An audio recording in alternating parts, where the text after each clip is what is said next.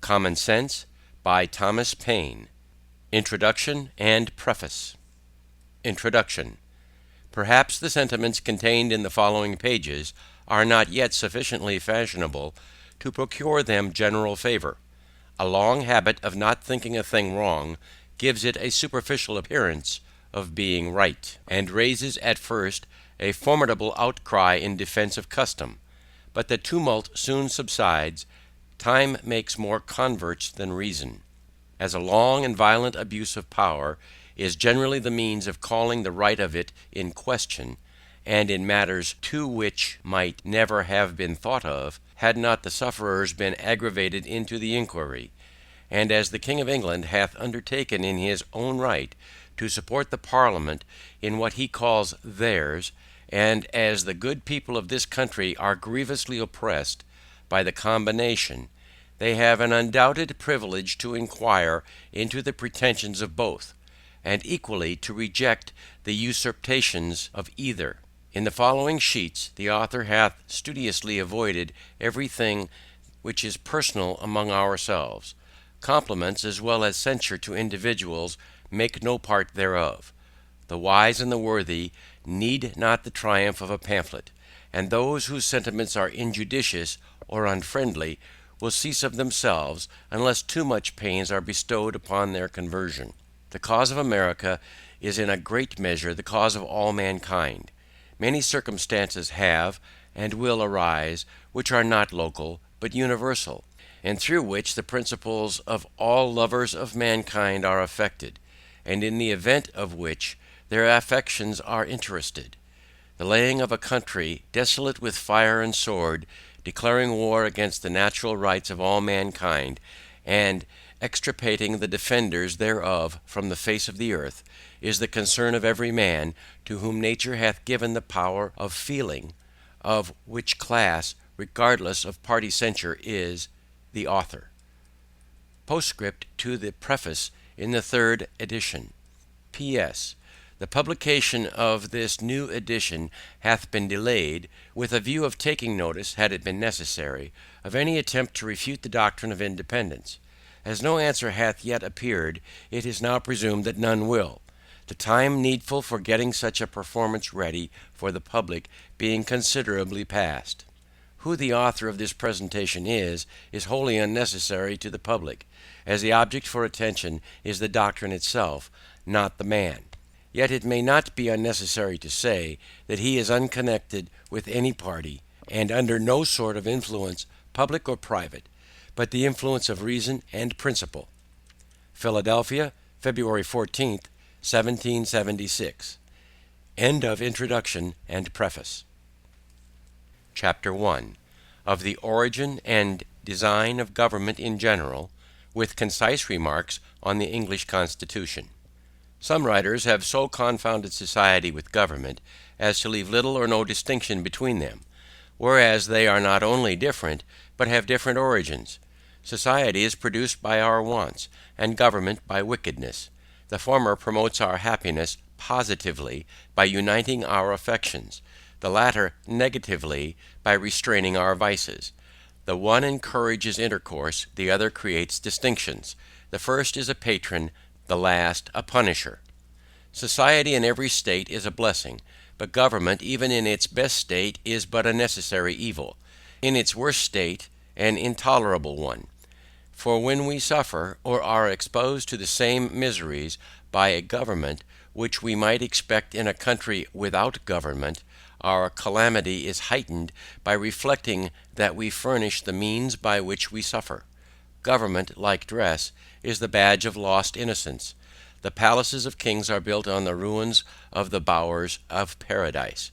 But where the impulses of conscience clear, uniform, and irresistibly obeyed, man would need no other lawgiver, but that not being the case, he finds it necessary to surrender up a part of his property to furnish means for the protection of the rest. And this he is induced to do by the same prudence which in every other case advises him out of two evils to choose the least. Wherefore, security being the true design and end of government, it unanswerably follows, that whatever form thereof appears most likely to insure it to us with the least expense and greatest benefit, is preferable to all others. In order to gain a clear and just idea of the design and end of government, let us suppose a small number of persons settled in some sequestered part of the earth, unconnected with the rest. They will then represent the first peopling of any country, or of the world. In the state of natural liberty, society will be their first thought. A thousand motives will excite them hitherto. The strength of one man is so unequal to his wants, and his mind so unfitted for perpetual solitude, that he is soon obliged to seek assistance and relief of another, who in his turn requires the same. 4 or 5 united would be able to raise a tolerable dwelling in the midst of a wilderness, but one man might labor out of the common period of his life, without accomplishing anything. When he had felled his timber he could not remove it, nor erect it after it was removed. Hunger in the meantime would urge him from his work, and every different want call him a different way. Disease, nay, even misfortune, would be death. For though neither might be mortal, yet either would disable him from living, and reduce him to a state in which he might rather be said to perish than to die. This necessity, like a gravitating power, would soon form our newly arrived emigrants into society, the reciprocal blessing of which would supersede and render the obligations of law and government unnecessary, while they remained perfectly just to each other.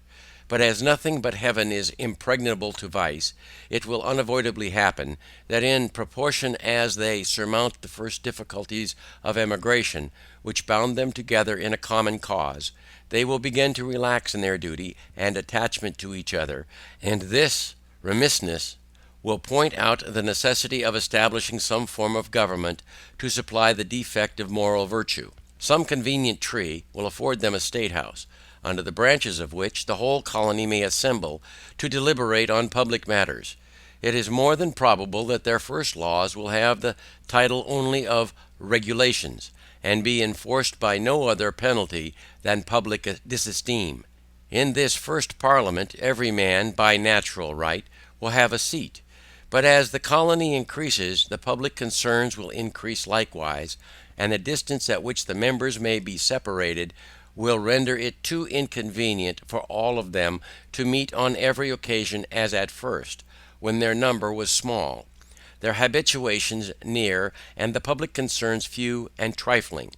This will point out their convenience of their consenting to leave the legislative part to be managed by a select number chosen from the whole body, who are supposed to have the same concerns at stake which those have who appointed them, and who will act in the same manner as the whole body would act were they present.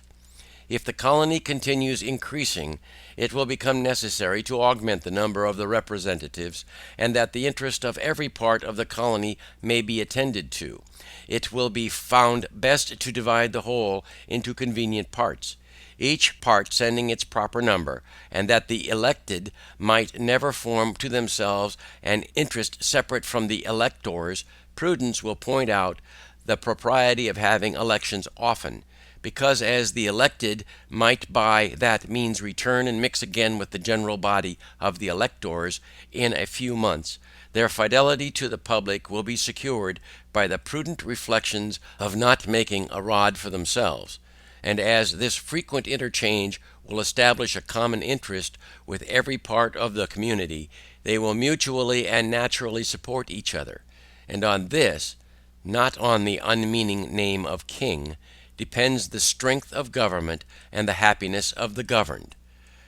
Here then is the origin and rise of government, namely, a mode rendered necessary by the inability of moral virtue to govern the world. Here too is the design and end of government, viz., freedom and security.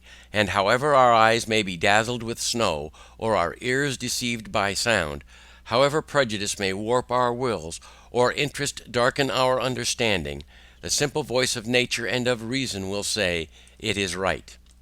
I draw my idea to the form of government from a principle in nature which no art can overturn, viz., that the more simple anything is, the less liable it is to be disordered, and the easier repaired when disordered. And with this maxim in view, I offer a few remarks on the so much boasted Constitution of England. That it was noble for the dark and slavish times in which it was erected, is granted. When the world was overrun with tyranny, the least removed therefrom was a glorious rescue. But that it is imperfect, subject to convulsions, and incapable of producing what it seems to promise, is easily demonstrated. Absolute governments, through the disgrace of human nature, have this advantage with them, that they are simple. If the people suffer, they know the head from which their suffering springs, know likewise the remedy, and are not bewildered by a variety of causes and cures. But the Constitution of England is so exceedingly complex, that the nation may suffer for years together without being able to discover in which part the fault lies. Some will say in one and some in another, and every political physician will advise a different medicine. I know it is difficult to get over local or long-standing prejudices, yet if we will suffer ourselves to examine the component parts of the English Constitution, we shall find them to be the base remains of two ancient tyrannies, compounded with some new republican materials. First, the remains of monarchical tyranny in the person of the king. Secondly, the remains of aristocratical tyranny in the persons of the peers. Thirdly, the new republican materials in the persons of the commons, on whose virtue depends the freedom of England. The two first, by being hereditary, are independent of the people, and therefore, in a constitutional sense, they contribute nothing towards the freedom of the state. To say that the Constitution of England is a union of three powers reciprocally checking each other is farcical. Either the words have no meaning, or they are flat contradictions. To say that the Commons is a check upon the king presupposes two things. First, that the king is not to be trusted without being looked after, or in other words, that a thirst for absolute power is the natural disease of monarchy. Secondly, that the Commons, by being appointed for that purpose, are either wiser or more worthy of confidence than the crown. But as the same Constitution which gives the Commons a power to check the king by withholding the supplies, gives afterwards the king a power to check the Commons by empowering him to reject their other bills, it again supposes that the king is wiser than those whom it has already supposed to be wiser than him. A mere absurdity. There is something exceedingly ridiculous in the composition of monarchy. It first excludes a man from the means of information, yet empowers him to act in cases where the highest judgment is required. The state of a king shuts him from the world, yet the business of a king requires him to know it thoroughly. Wherefore the different parts, by unnaturally opposing and destroying each other, prove the whole character to be absurd and useless. Some writers have explained the English Constitution thus: the king, they say, is one, the people another. The peers are at house in behalf of the king, the commons in behalf of the people. But this hath all the distinctions of a house divided against itself. And though the expressions be pleasantly arranged, yet when examined they appear idle and ambiguous.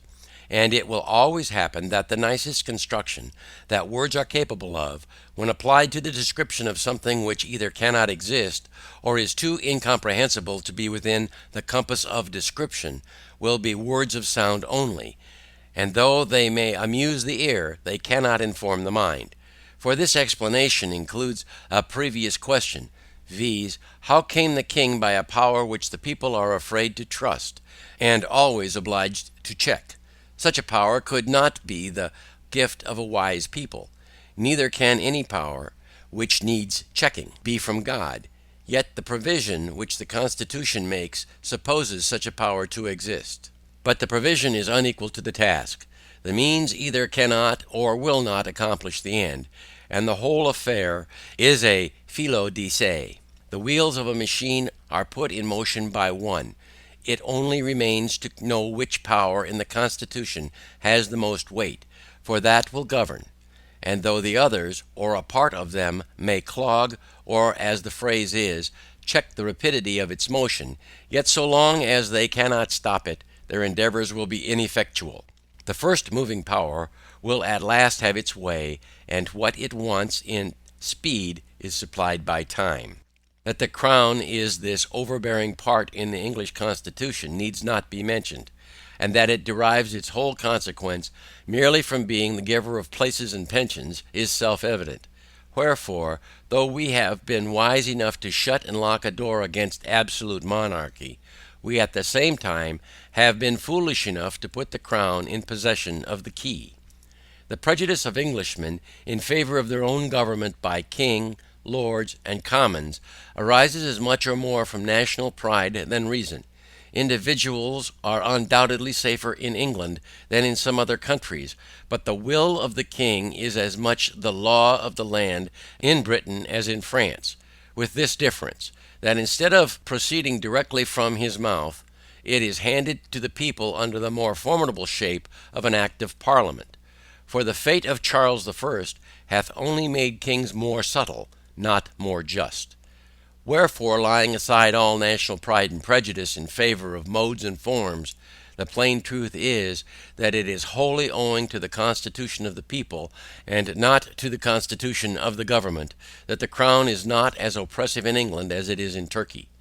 An inquiry into the constitutional errors in the English form of government is at this time highly necessary, for as we are never in a proper condition of doing justice to others, while we continue under the influence of some leading partiality, so neither are we capable of doing it to ourselves while we remain fettered by any obstinate prejudice.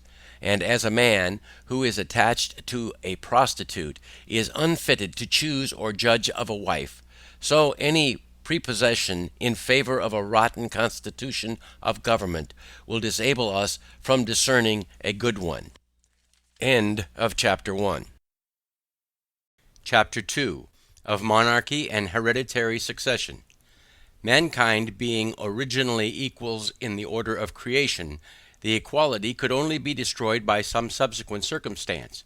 The distinction of rich and poor may in a great measure be accounted for, and without having recourse to the harsh ill-sounding names of oppression and avarice.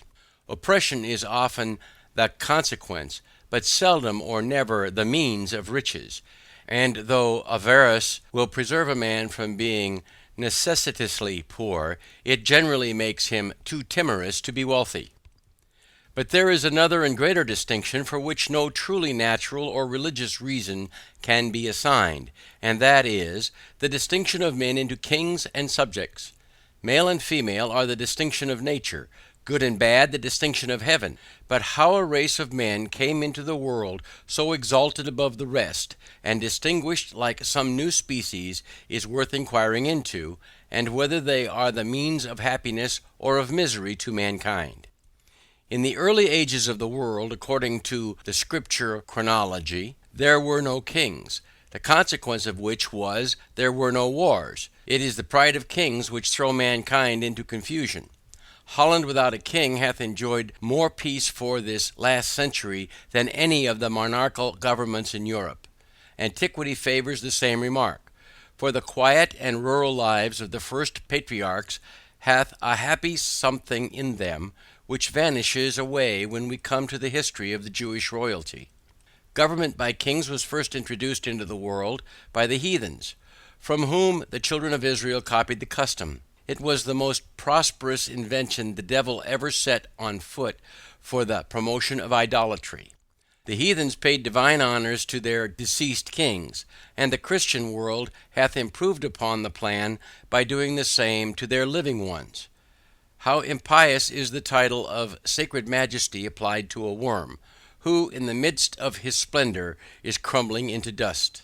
As the exalting one man so greatly above the rest cannot be justified on the equal rights of nature, so neither can it be defended on the authority of Scripture. For the will of the Almighty, as declared by Gideon and the prophet Samuel, expressly disapproves of government by kings. All anti-monarchical parts of Scripture have been smoothly glossed over in monarchical governments, but they undoubtedly merit the attention of countries which have their governments yet to form.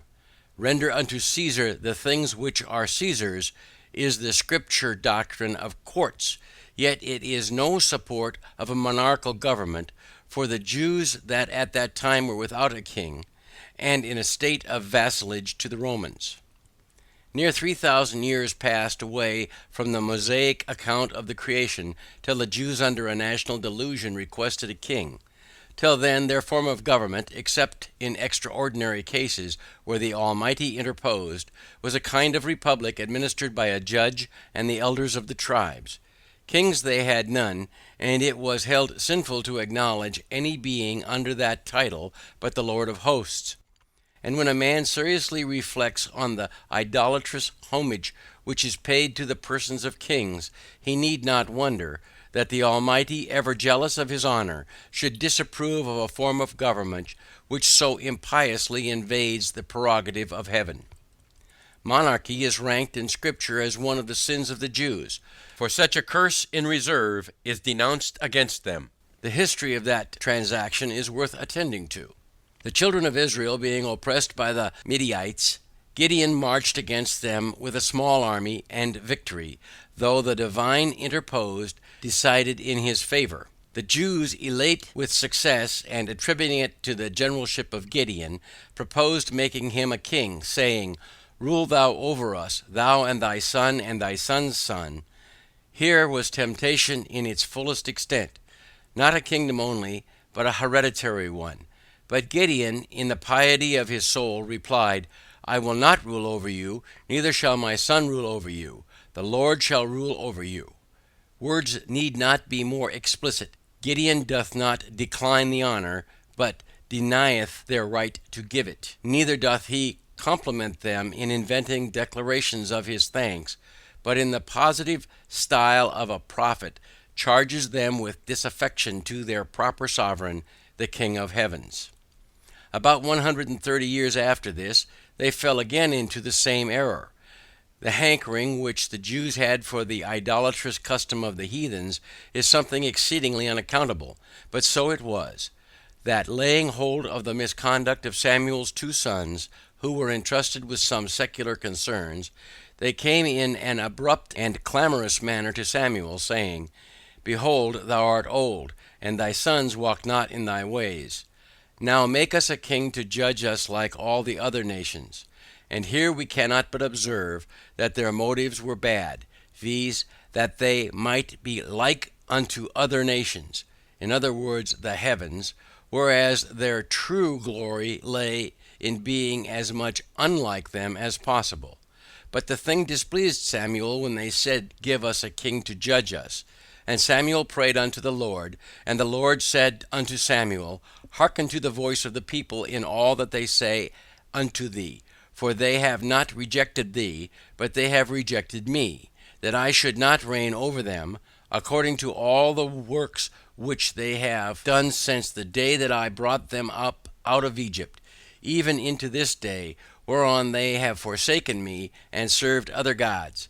So do they also unto thee. Now therefore hearken unto their voice, howbeit protest solemnly unto them, and show them the manner of the kings that shall reign over them." In other words, not of any particular king, but the general manner of the kings of the earth, whom Israel was so eagerly copying after. And notwithstanding the great distance of time and difference of manners, the character is still in fashion. And Samuel told all the words of the Lord unto the people that asked of him a king. And he said, "This shall be the manner of the king thou shalt reign over you. He will take your sons and appoint them for himself, for his chariots, and to be his horsemen, and some shall run before his chariots." This description agrees with the present mode of impressing men. "And he will appoint him captains over thousands and captains over fifties, and will set them to ear his ground, and to read his harvest, and to make his instruments of war, and instruments of his chariots. And he will take your daughters to be confectionaries, and to be cooks, and to be bakers." This describes the expense and luxury as well as the oppression of kings. "And he will take your fields and your olive yards, even the best of them, and give them to his servants. And he will take the tenth of your feed and of your vineyards, and give them to his officers and to his servants. By which we see that bribery, corruption, and favoritism are the standing vices of kings. And he will take the tenth of your men servants, and your maid servants, and your goodliest young men, and your asses, and put them to his work. And he will take the tenth of your sheep, and ye shall be his servants. And ye shall cry out in that day because of your king which ye shall have chosen, and the Lord will not hear you in that day. This accounts for the continuation of monarchy. Neither do the characters of the few good kings which have lived since either sanctify the title or blot out the sinfulness of the origin. The high encomium given of David takes no notice of him officially as a king, but only as a man after God's own heart. Nevertheless, the people refused to obey the voice of Samuel, and they said, Nay, but we will have a king over us, that we may be like all the nations, and that our king may judge us, and go out before us, and fight our battles. Samuel continued to reason with them, but to no purpose. He set before them their ingratitude, but all would not avail. And seeing them fully bent on their folly, he cried out, I will call unto the Lord, and he shall send thunder and rain, which then was a punishment, being in the time of wheat harvest, that ye may perceive and see that your wickedness is great, which ye have done in the sight of the Lord, in asking you a king. So Samuel called unto the Lord, and the Lord sent thunder and rain that day, and all the people greatly feared the Lord and Samuel. And all the people said unto Samuel, Pray for thy servants unto the Lord thy God, that we die not, for we have added unto our sins this evil, to ask a king. These portions of Scripture are direct and positive. They admit of no equivocal construction. That the Almighty hath here entered his protest against monarchical government is true, or the Scripture is false. And a man hath good reason to believe that there is as much of kingcraft as priestcraft in withholding the Scripture from the public in popish countries, for monarchy in every instance is the popery of government. To the evil of monarchy we have added that of hereditary succession. And as the first is a degradation and lessening of ourselves, so is the second, claimed as a matter of right, is an insult and an imposition on posterity. For all men being originally equals, no one by birth could have a right to set up his own family in perpetual preference to all others forever. And though himself might deserve some decent respect of honors of his contemporaries, yet his descendants might be far too unworthy to inherit them. One of the strongest natural proofs of the folly of hereditary right in kings is, that the nature disproves it. Otherwise, she would not so frequently turn it into ridicule by giving mankind an ass for a lion. Secondly, as no man at first could possess any other public honors than were bestowed upon him, so the givers of those honors could have no power to give away the right of posterity. And though they might say, We choose you for our head, they could not without manifest injustice to their children say, that your children and your children's children shall reign over ours forever. Because such an unwise, unjust, unnatural compact might perhaps, in the next succession, put them under the government of a rogue or a fool. Most wise men, in their private sentiments, have ever treated hereditary right with contempt.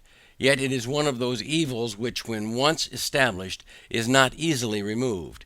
Many submit from fear, others from superstition, and the most powerful part shares with the king the plunder of the rest. This is supposing the present race of kings is in the world to have had an honorable origin.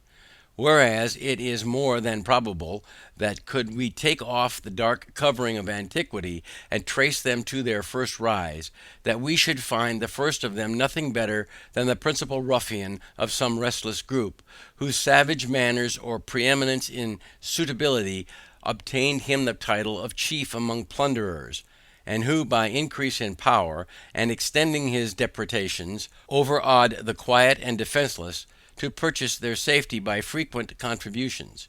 Yet his electors could have no idea of giving hereditary right to his descendants, because such a perpetual exclusion of themselves was incompatible with the free and unrestrained principles they professed to live by.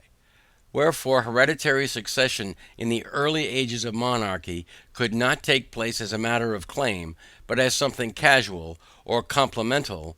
But as few or no records were extant in those days, and traditionally history stuffed with fables, it was very easy, after the lapse of a few generations, to trump up some superstitious tale, conveniently timed, Mahomet-like, to cram hereditary right down the throats of the vulgar.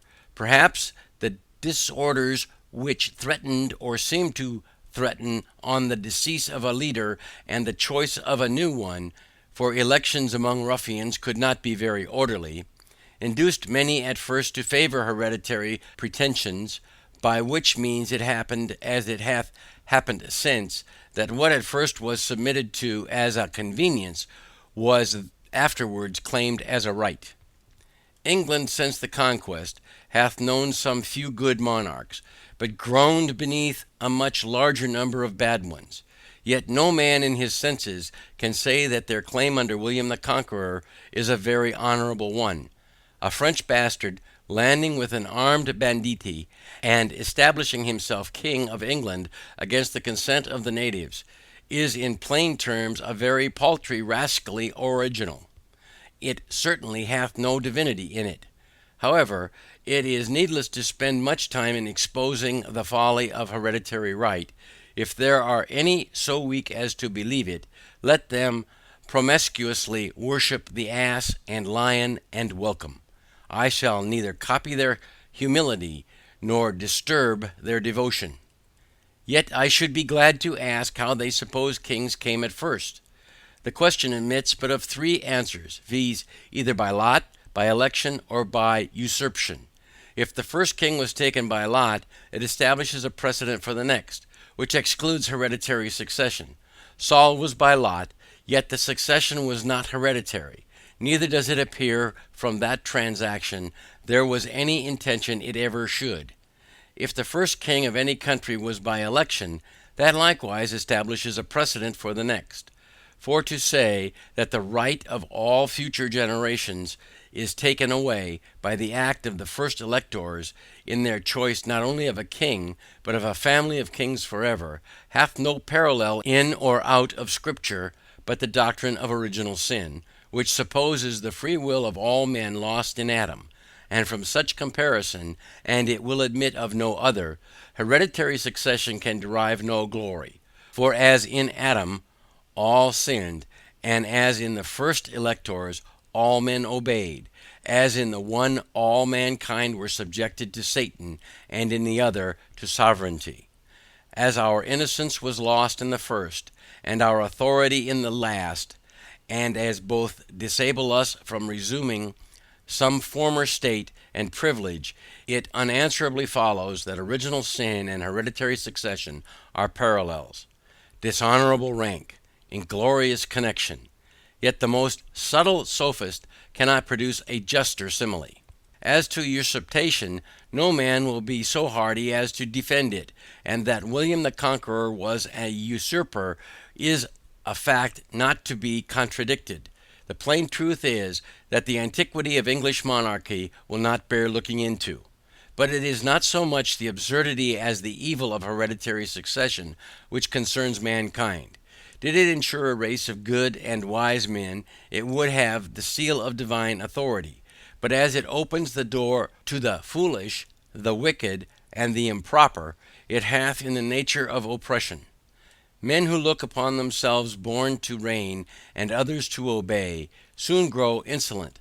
Selected from the rest of mankind, their minds are early poisoned by importance, and the world they act in differs so materially from the world at large, that they have but little opportunity of knowing its true interests, and when they succeed to the government, are frequently the most ignorant and unfit of any throughout the dominions. Another evil which attends hereditary succession is, that the throne is subject to be possessed by a minor at any age, all which time the regency, acting under the cover of a king, have every opportunity and inducement to betray their trust. The same national misfortune happens when a king, worn out with age and infirmity, enters the last stage of human weakness. In both these cases the public becomes a prey to every miscreant, who can temper successfully with the follies either of age or infancy. The most plausible plea which hath ever offended in favor of hereditary succession is, that it preserves a nation from civil wars, and were this true, it would be weighty, whereas it is the most barefaced falsity ever imposed upon mankind. The whole history of England disowns the fact. 30 kings and 2 minors have reigned in the distracted kingdom since the conquest, in which time there have been, including the Revolution, no less than 8 civil wars and 19 rebellions. Wherefore, instead of making for peace, it makes against it, and destroys the very foundation it seems to stand on. The contest for monarchy and succession between the houses of York and Lancaster laid England in a scene of blood for many years. 12 pitched battles, besides skirmishes and sieges, were fought between Henry and Edward. Twice was Henry prisoner to Edward, who in his turn was prisoner to Henry. And so uncertain is the fate of war and the temper of a nation, when nothing but personal matters are the ground of a quarrel, that Henry was taken in triumph from a prison to a palace, and Edward obliged to fly from a palace to a foreign land. Yet, as sudden transitions of temper are seldom lasting, Henry in his turn was driven from the throne, and Edward recalled to succeed him, the Parliament always following the strongest side.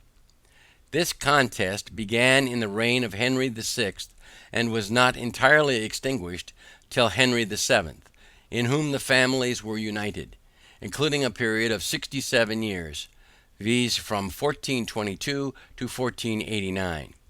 In short, monarchy and succession have laid, not this or that kingdom only, but the world in blood and ashes.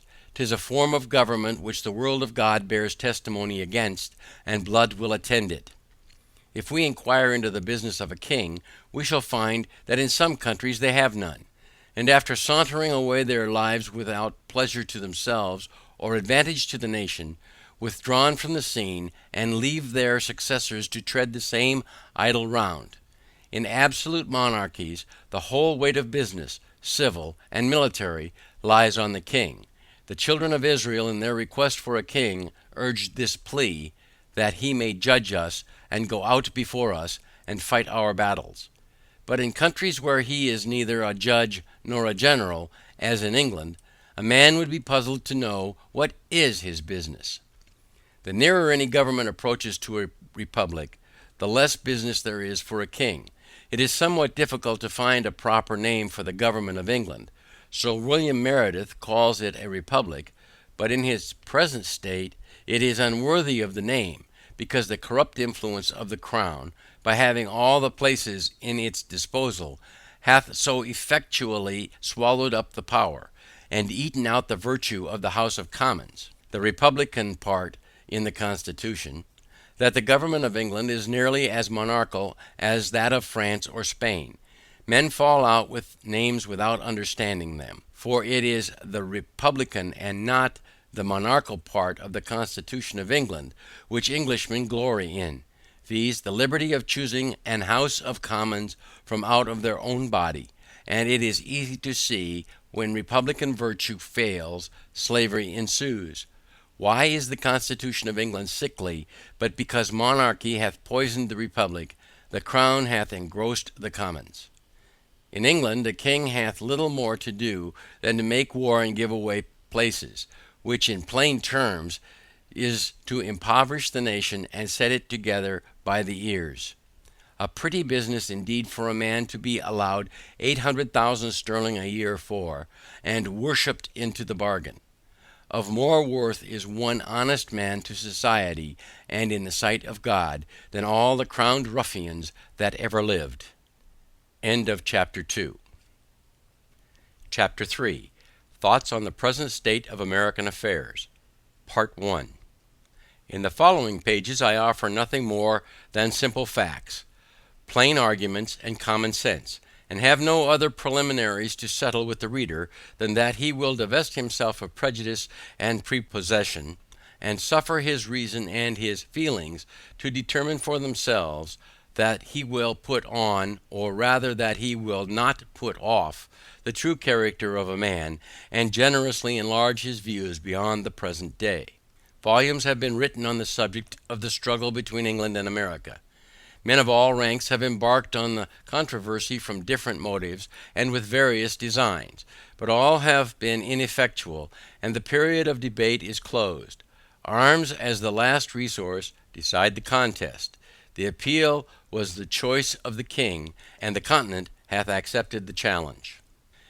It hath been reported of the late Mr. Pelham, who though an able minister was not without his faults, that on his being attacked in the House of Commons on the score that his measures were only of a temporary kind, he replied, "They will last my time."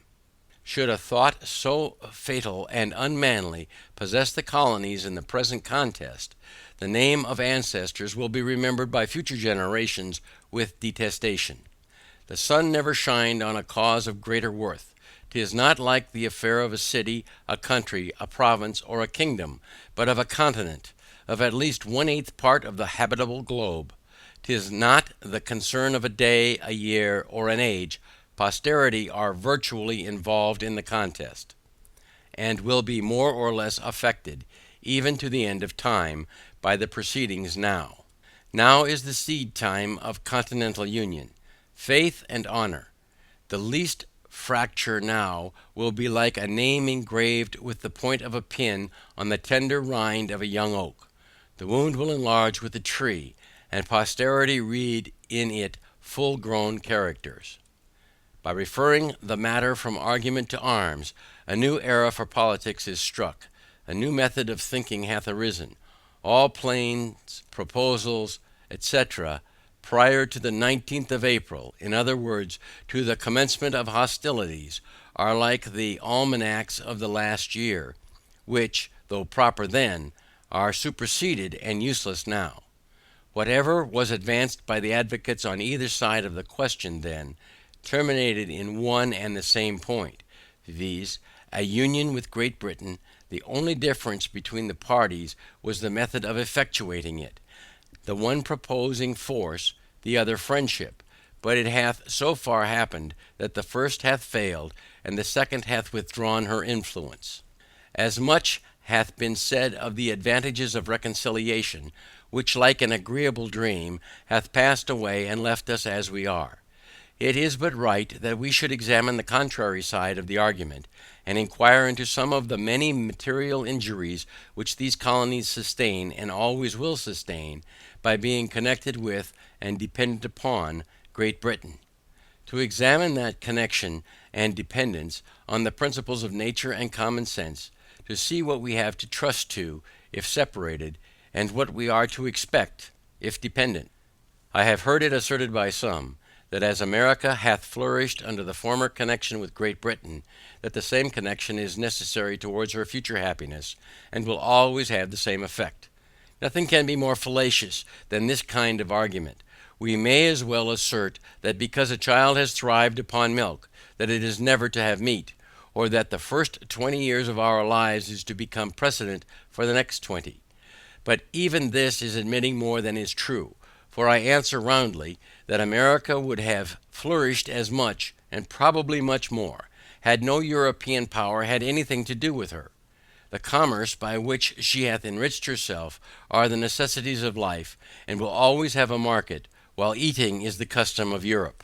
But she has protected us, some say. That she hath engrossed us is true, and defended the continent at our expense as well as her own is admitted. And she would have defended Turkey from the same motive, viz., the sake of trade and dominion. Alas, we have been long led away by ancient prejudices, and made large sacrifices to superstition.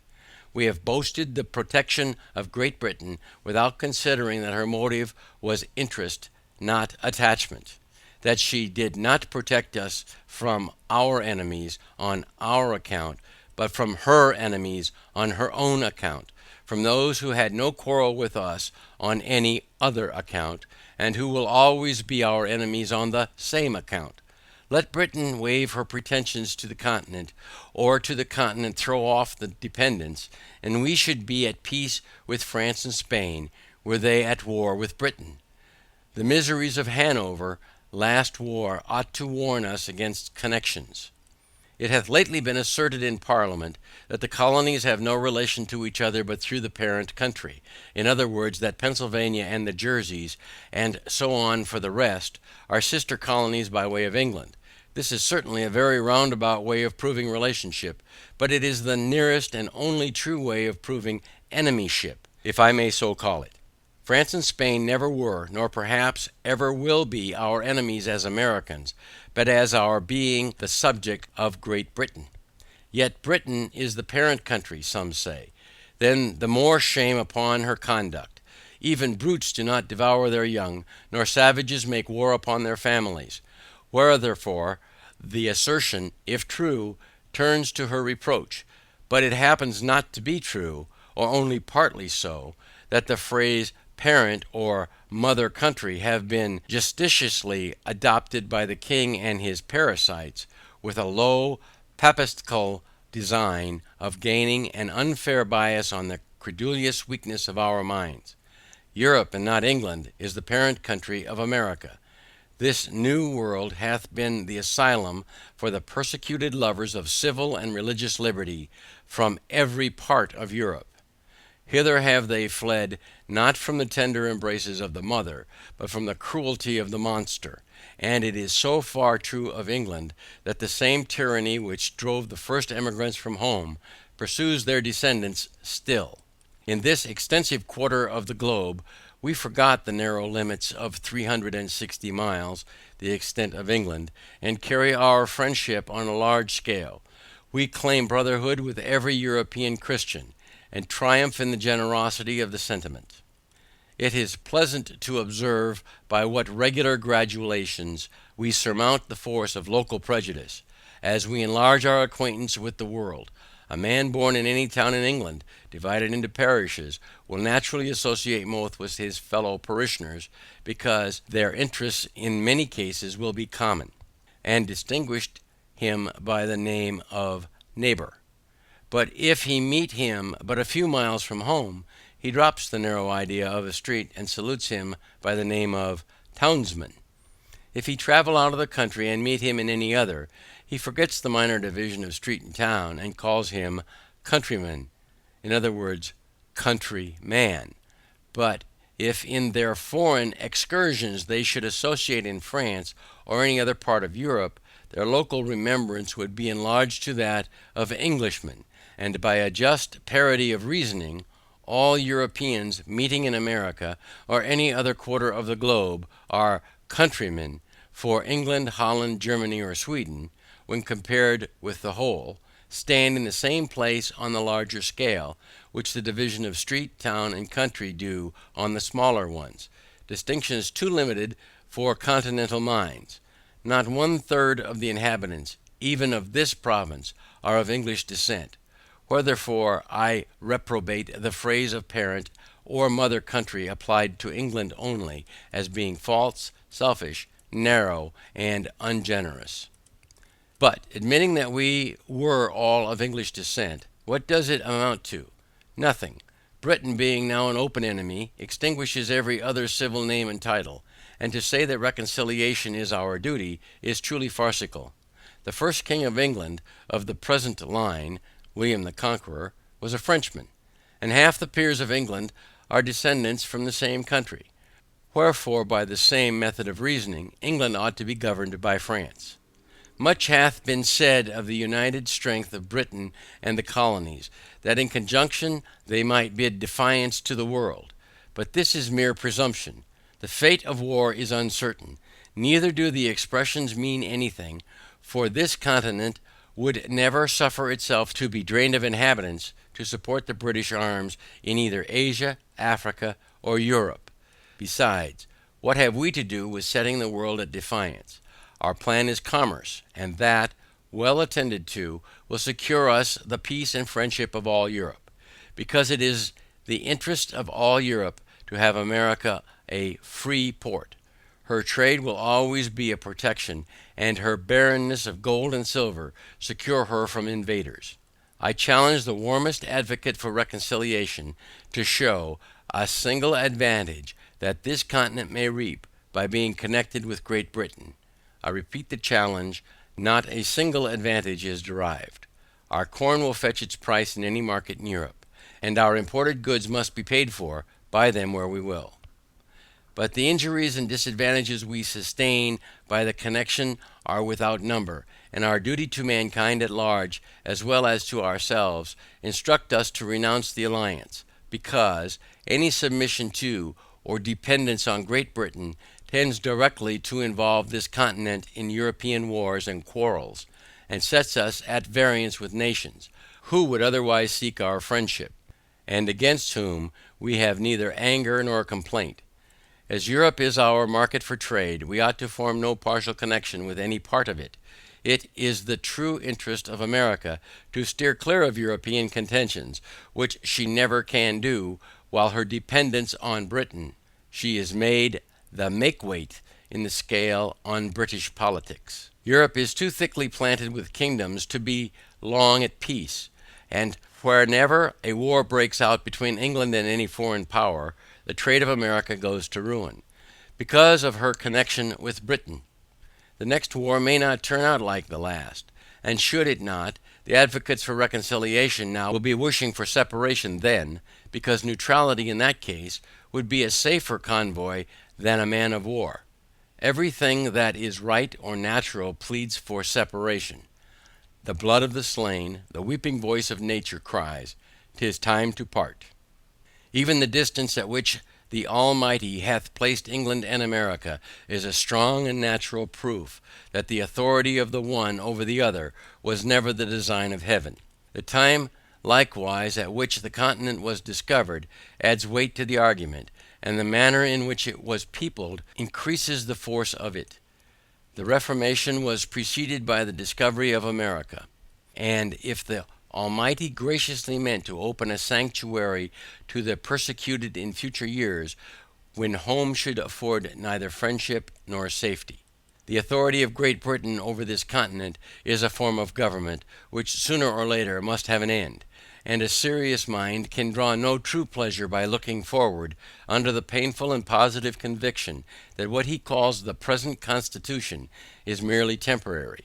As parents, we can have no joy knowing that this government is not sufficiently lasting to ensure anything which we may bequeath to posterity, and by a plain method of argument, as we are running the next generation into debt, we ought to do the work of it, otherwise we use them meanly and pitifully.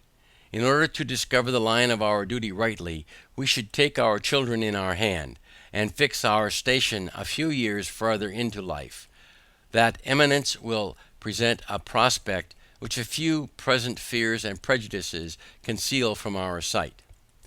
Though I would carefully avoid giving unnecessary offense, yet I am inclined to believe that all those who espouse the doctrine of reconciliation may be included within the following descriptions: interested men who are not to be trusted, weak men who cannot see, prejudiced men who will not see, and a certain set of moderate men who think better of the European world than it deserves, and this last class, by an ill-judged deliberation, will be the cause of more calamities to this continent than all the other three.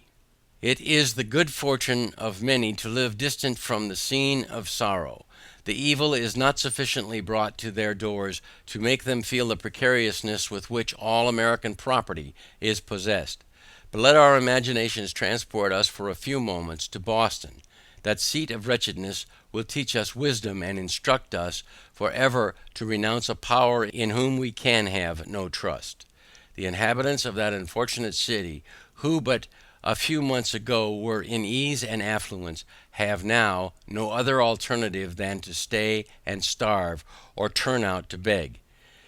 endangered by the fire of their friends if they continue within the city, and plundered by the soldiery if they leave it. In their present condition they are prisoners without the hope of redemption, and in a general attack for their relief they would be exposed to the fury of both armies. Men of passive tempers look somewhat lightly over the offences of Britain, and, still hoping for the best, are apt to call out, "Come, come, we shall be friends again for all this." But examine the passions and feelings of mankind, bring the doctrine of reconciliation to the touchstone of nature, and then tell me whether you can thereafter love, honor, and faithfully serve the power that hath carried fire and sword into your land. If you cannot do all these, then are you only deceiving yourselves by your delay, bringing ruin upon posterity. Your future connection with Britain, whom you can neither love nor honor, will be forced and unnatural, and being formed only on the plane of present convenience, will in a little time fall to a relapse more wretched than the first. But if you say you can still pass the violations over, then I ask, hath your house been burnt? Hath your property been destroyed before your face? Are your wife and children destitute of a bed to lie on, or bread to live on? Have you lost a parent or a child by their hands, and yourself the ruined and wretched survivor? If you have not, then you are not a judge of those who have. But if you have, and still can shake hands with the murderers, then you are unworthy of the name of husband, father, friend, or lover, and whatever may be your rank or title in life, you have the heart of a coward and the spirit of a sycophant. It is not inflaming or exaggerating matters, but trying them by those feelings and affections which nature justifies, and without which we should be incapable of discharging the social duties of life, or enjoying the felicities of it. I mean not to exhibit horror for the purpose of provoking revenge, but to awaken us from fatal and unmanly slumbers, that we may pursue determinately some fixed object. It is not in the power of Britain or of Europe to conquer America, if she do not conquer herself by delay and timidity. The present winter is worth an age if rightly employed, but if lost or neglected, the whole continent will partake of the misfortune, and there is no punishment which that man will not deserve, be he who, or what, or where he will, that may be the means of sacrificing a season so precious and useful. It is repugnant to reason, to the universal order of things, to all examples from former ages, to suppose that this continent can longer remain subject to any external power. The most sanguine in Britain does not think so. The utmost stretch of human wisdom cannot, at this time, compass a plan short of separation, which can promise the continent even a year's security. Reconciliation is now a fallacious dream. Nature hath deserted the connection, and art cannot supply her place. For, as Milton wisely expresses, never can true reconcilement grow where wounds of deadly hate have pierced so deep. Every quiet method for peace hath been ineffectual.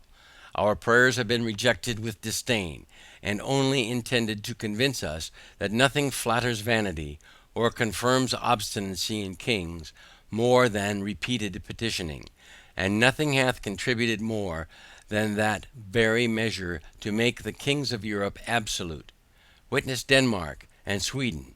Wherefore, since nothing but blows will do, for God's sake let us come to a final separation, and not leave the next generation to be cutting throats under the violated unmeaning names of parent and child.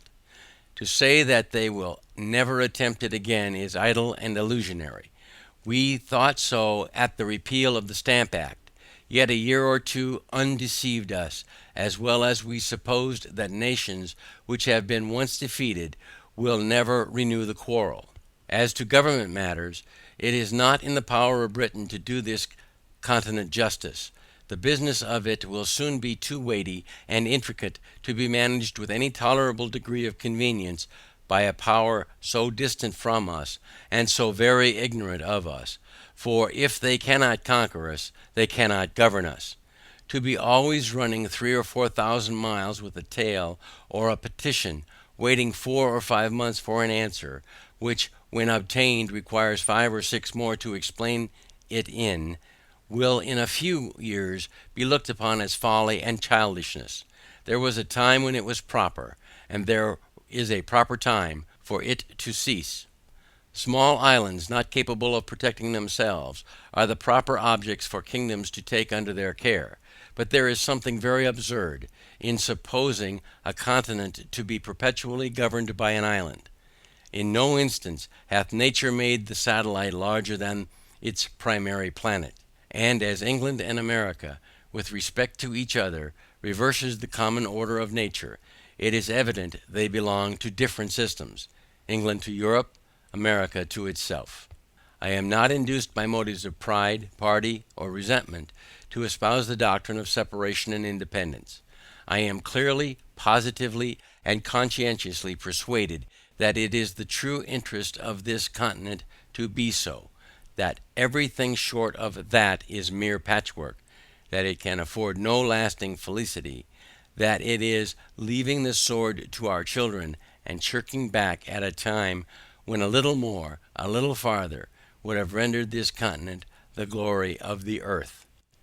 End of part 1 of chapter 3. Chapter 3. Thoughts on the present state of American affairs. Part 2.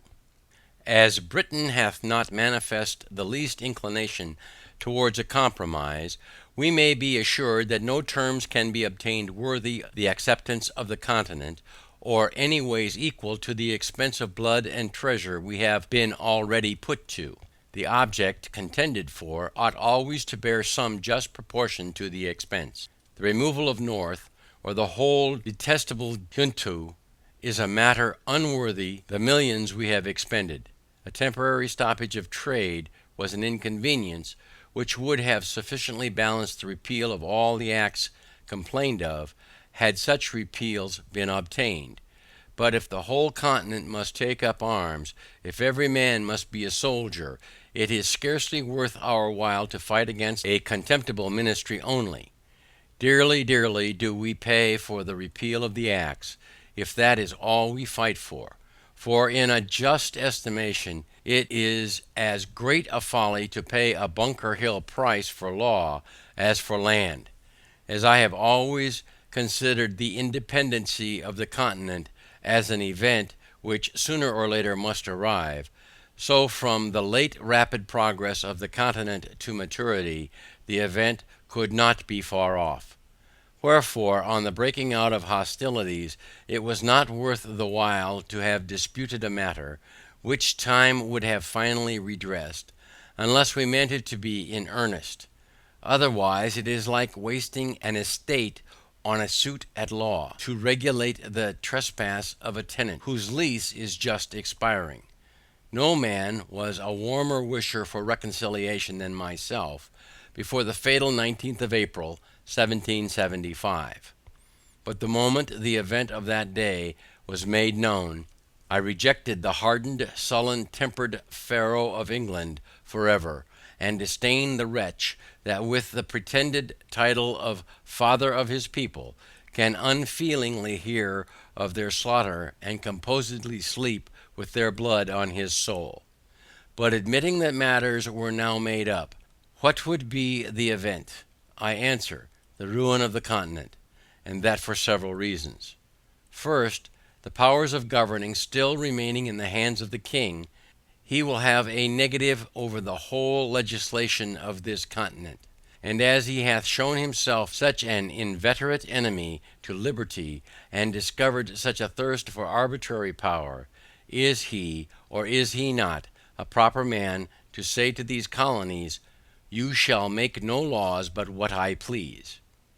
And is there any inhabitant in America so ignorant as not to know that according to what is called the present Constitution, that this continent can make no laws but what the king gives it leave to?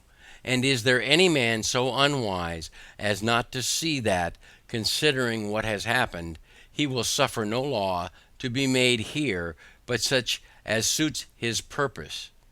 he may be as ineffectually enslaved by the want of laws in America, as by submitting to laws made for us in England.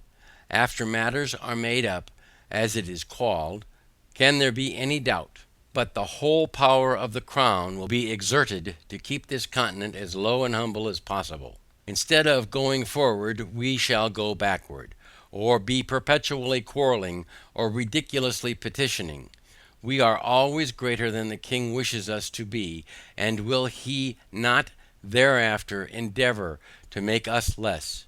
To bring the matter to one point, is the power who is jealous of our prosperity a proper power to govern us? Whoever says no to this question is an independent, for independency means no more than whether we shall make our own laws, or whether the king, the greatest enemy this continent hath, or can have, shall tell us there shall be no laws but such as I like. But the king, you will say, has a negative in England. The people there can make no laws without his consent. In point of right and good order, there is something very ridiculous that a youth of 21, which hath often happened, shall say to several millions of people, older and wiser than himself, I forbid this or that act of yours to be law. But in this place I decline this sort of reply, though I will never cease to expose the absurdities of it, and only answer, that England being the king's residence, and America not so, make quite another case. The king's negative here is 10 times more dangerous and fatal than it can be in England, for there he will scarcely refuse his consent to a bill for putting England into as strong a state of defense as possible, and in America he would never suffer such a bill to be passed. America is only a secondary object in the system of British politics. England consults the good of this country no farther than it answers her own purpose. Wherefore her own interest leads her to suppress the growth of ours in every case which doth not promote her advantage, or in the least interferes with it. A pretty state we should soon be in under such a second-hand government, considering what has happened. Men do not change from enemies to friends by the alteration of a name, and in order to show that reconciliation now is a dangerous doctrine, I affirm that it would be policy in the king at this time to repeal the acts for the sake of reinstating himself in the government of the provinces, in order that he may accomplish by craft and subtlety, in the long run, what he cannot do by force and violence in the short one. Reconciliation and ruin are nearly related. Secondly, that as ever the best terms which we can expect to obtain can amount to no more than a temporary expedient, or a kind of government by guardianship, which can last no longer than till the colonies come of age, so the general face and state of things in the interim will be unsettled and unpromising. Emigrants of property will not choose to come to a country whose form of government hangs but by a thread, and who is every day tottering on the brink of commotion and disturbance, and numbers of the present inhabitants would lay hold of the interval to dispose of their effects and quit the continent. But the most powerful of all arguments is, that nothing but independence, in other words, a continental form of government, can keep the peace of the continent and preserve it inviolate from civil wars. I dread the event of a reconciliation with Britain now, as it is more than probable that it will be followed by a revolt somewhere or other, the consequences of which may be far more fatal than all the malice of Britain.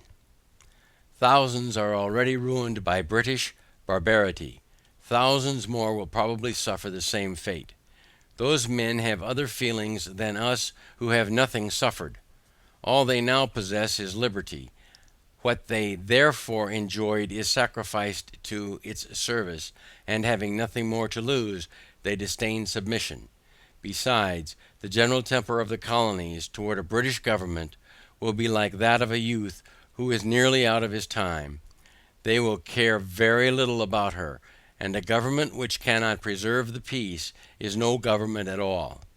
And in that case, we pay our money for nothing, and pray what is it that Britain can do, whose power will be wholly on paper, should a civil tumult break out the very day after reconciliation. I have heard some men say, many of whom I believe spoke without thinking, that they dreaded an independence, fearing that it would produce civil wars. It is but seldom that our first thoughts are truly correct, and that is the case here, for there are 10 times more to dread from a patched up connection than from independence.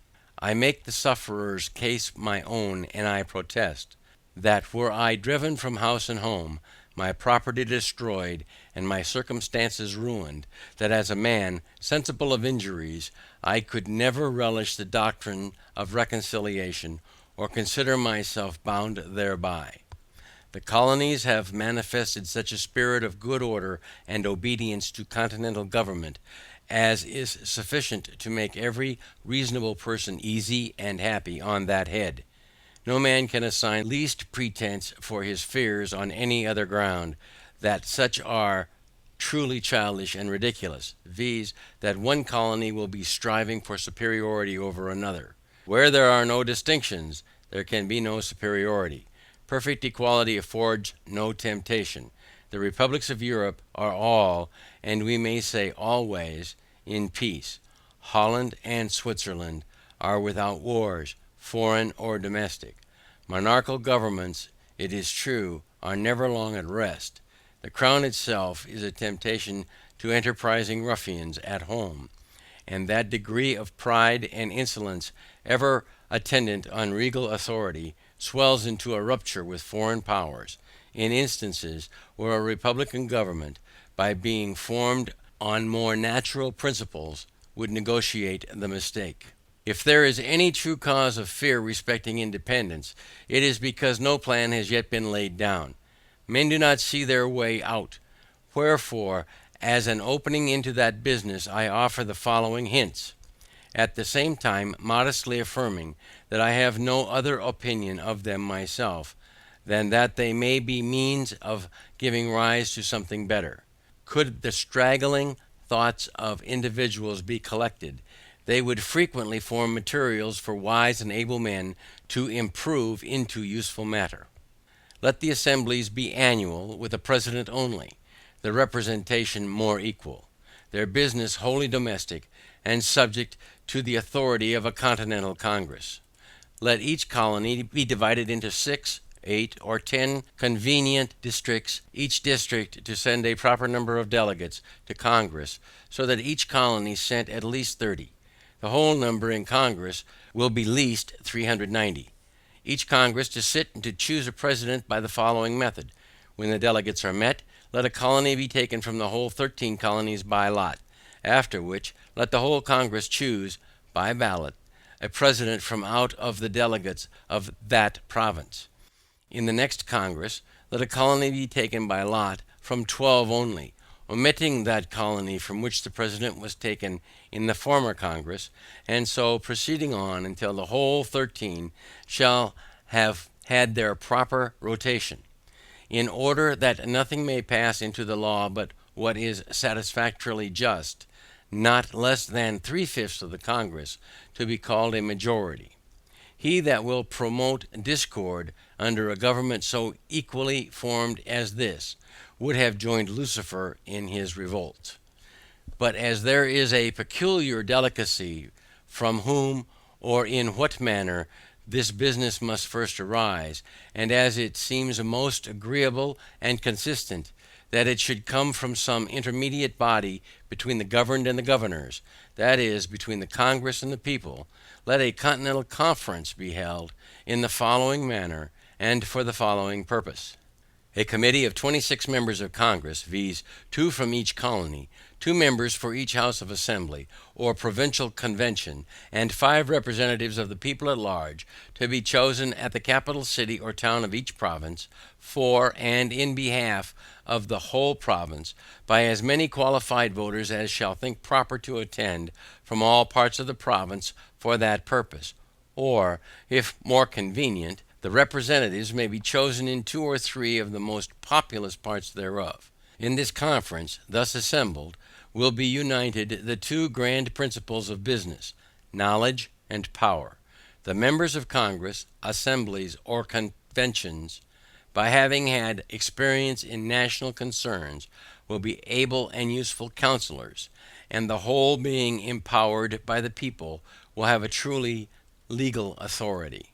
The conferring members being met, let their business be to frame a continental charter, or a charter of the United Colonies, answering to what is called the Magna Carta of England, fixing the number and manner of choosing members of Congress, members of Assembly, with their dates of sitting, and drawing the line of business and jurisdiction between them, always remembering that our strength is continental, not provincial, securing freedom and property to all men, and above all things the free exercise of religion according to the dictates of conscience, which such other matter as is necessary for a charter to contain. Immediately after which, the said conference to dissolve, and the bodies which shall be chosen conformable to the said charter to be legislators and governors of this continent for the time being, whose peace and happiness may God preserve.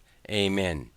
Should any body of men be hereafter delegated for this or some similar purpose, I offer them the following extracts from that wise observer on governments, Dragonetti. The science, says he, of the politician consists in fixing the true point of happiness and freedom. Those men would deserve the gratitude of ages who should discover a mode of government that contained the greatest sum of individual happiness and the least national expense. Dragonetti on Virtue and Rewards. But where, says some, is the King of America?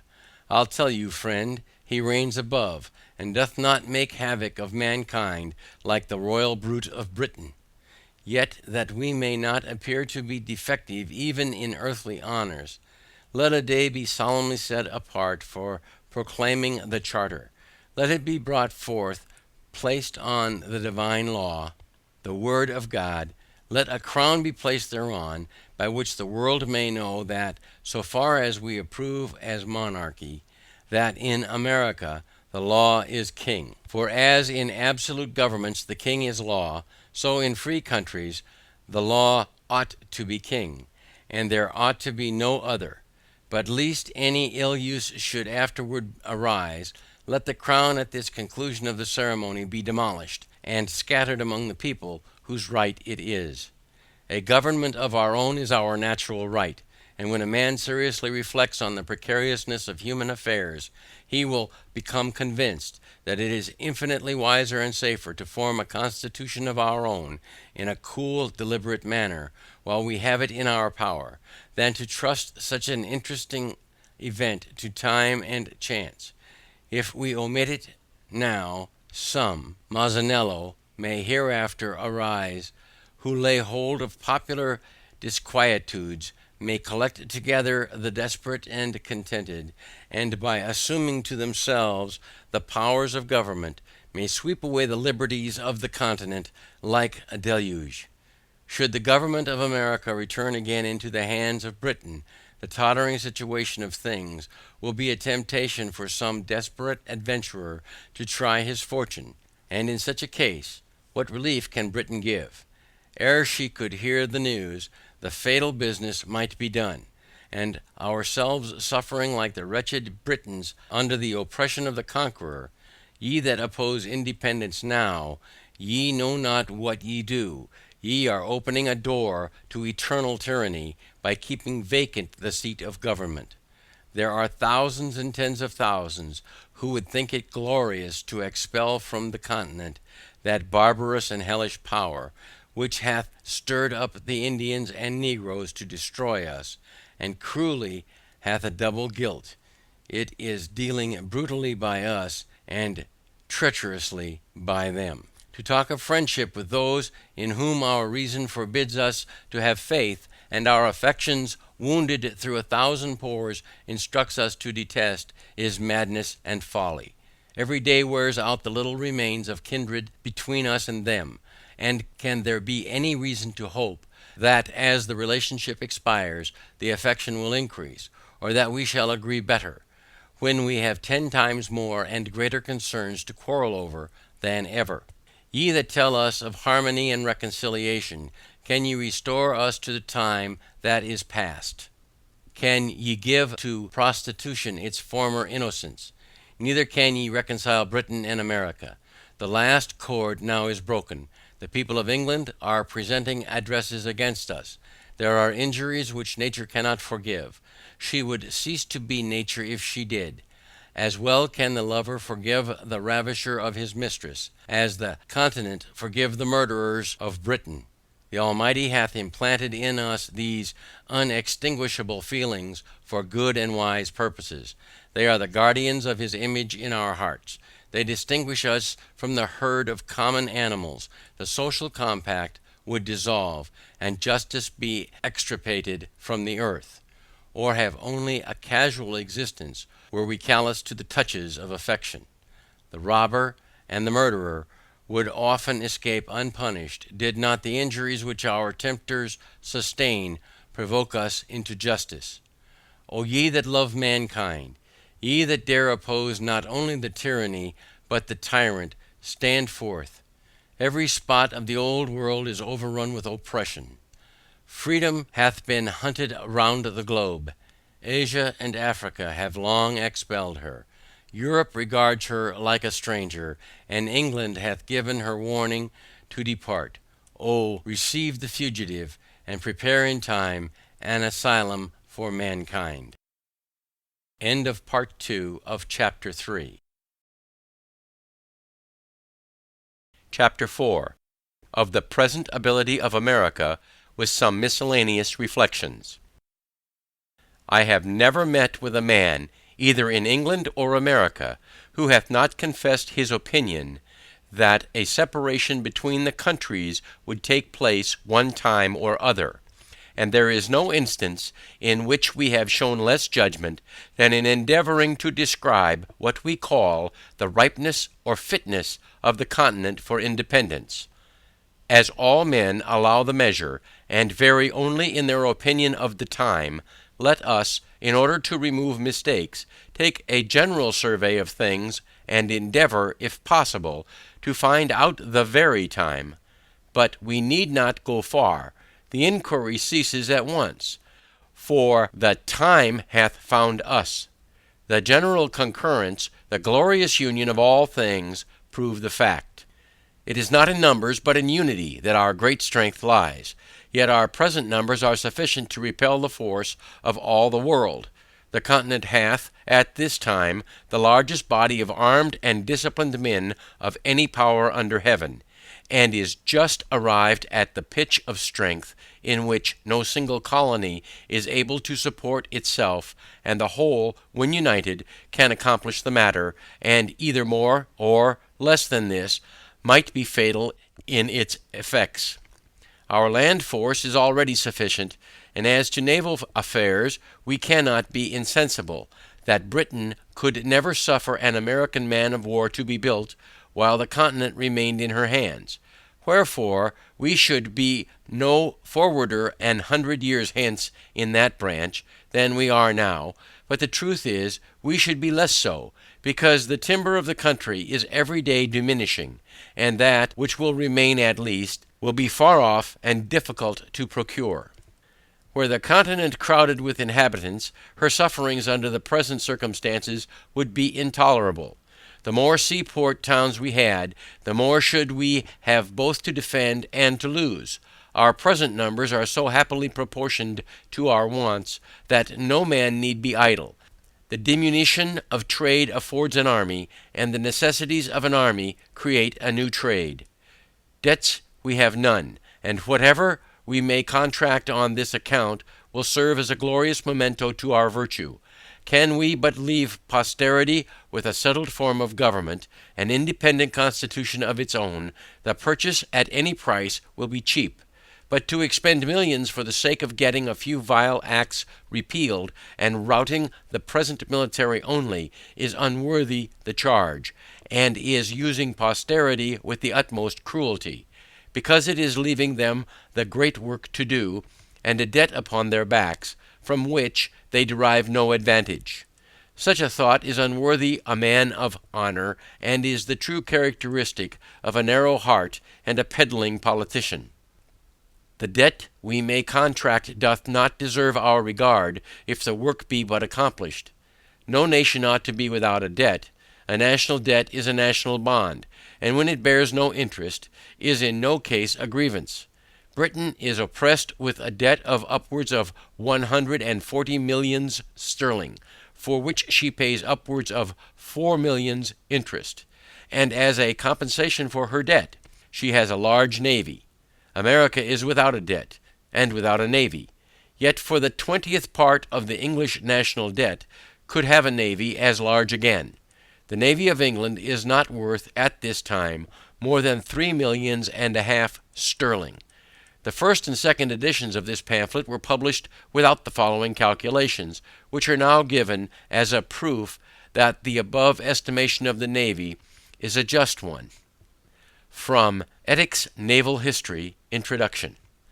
The charge of building a ship of each rate, and furnishing her with masts, yards, nails, and rigging, together with the proportion of 8 months' boatswain's and carpenter's sea stores, as calculated by Mr. Burchett, Secretary to the Navy. For a ship of 100 guns, 35,553 pounds.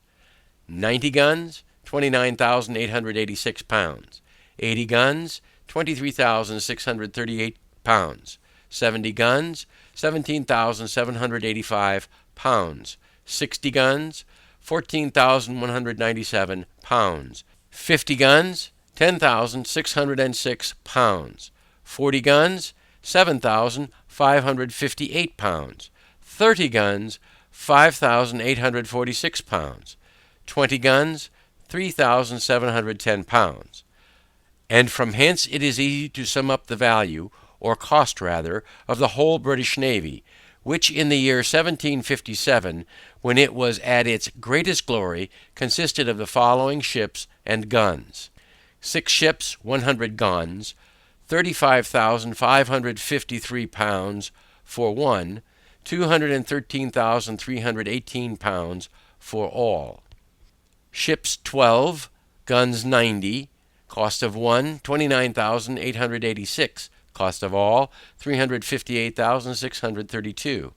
Ships 12, guns 80, cost of one, 23,638, cost of all, 283,656. Ships 43, guns 70, cost of one, 17,785, cost of all, 746,755.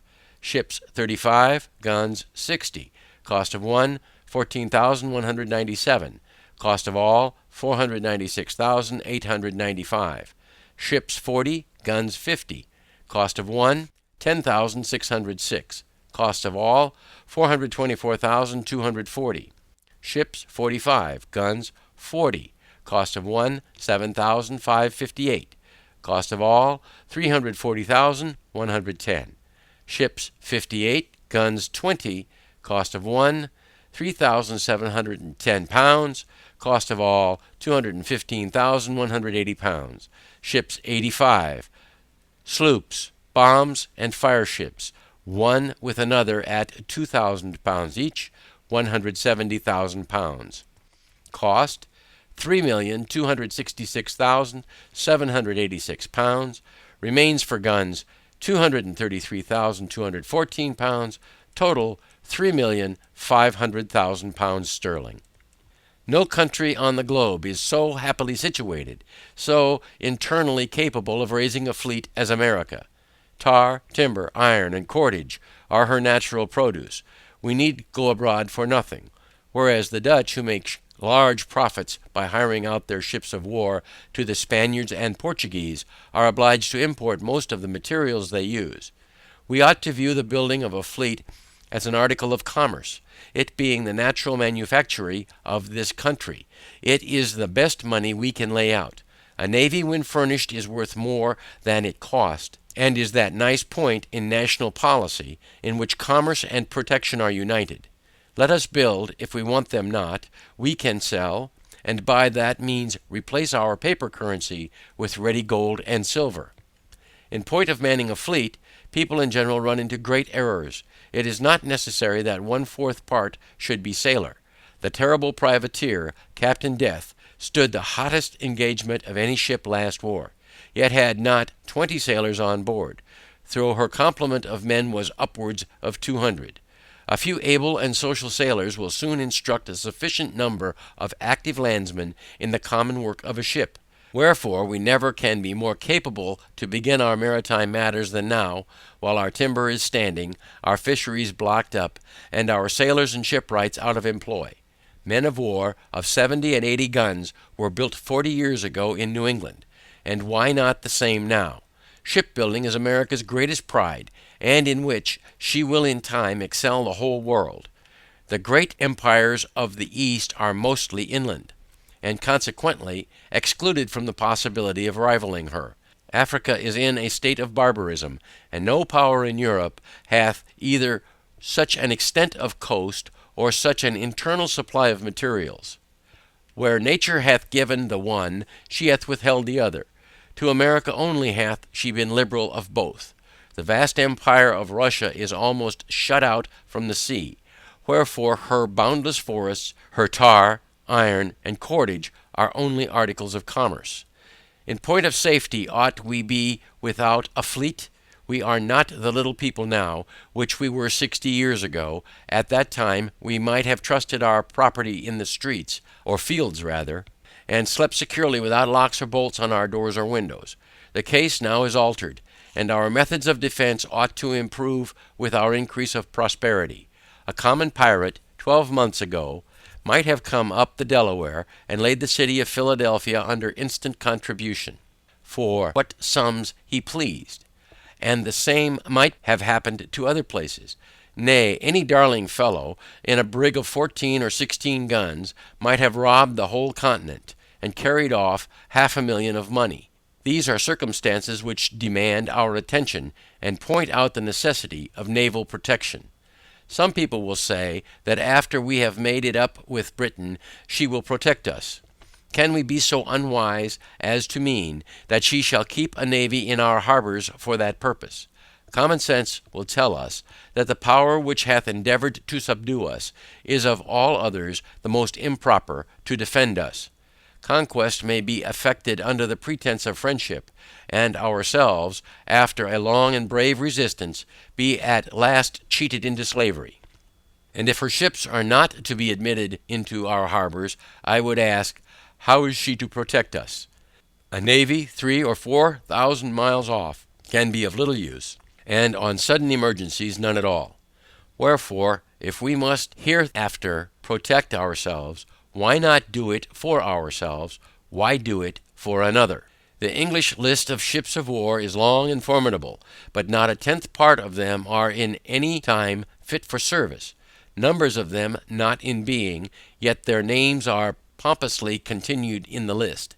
If only a plank be left of the ship, and not a 5th part, of such as are fit for service, can be spared on any one station at any one time, the East and West Indies, Mediterranean, Africa, and other parts over which Britain extends her claim, make large demands upon her navy. From a mixture of prejudice and inattention, we have contracted a false notion respecting the navy of England, and have talked as if we should have the whole of it to encounter at once, and for that reason supposed that we must have one as large, which, not being instantly practicable, have been made use of by a set of distinguished Tories to discourage our beginning thereon. Nothing can be farther from the truth than this, for if America had only a 20th part of the naval force of Britain, she would be by far an overmatch for her, because, as we neither have nor claim any foreign dominion, our whole force could be employed on our own coast, where we should, in the long run, have 2 to 1 the advantage of those who had 3,000 or 4,000 miles to sail over, before they could attack us, and the same distance to return in order to refit and recruit. And although Britain by her fleet hath a check over our trade to Europe, we have as large a one over her trade to the West Indies, which, by laying in the neighborhood of the continent, is entirely at its mercy.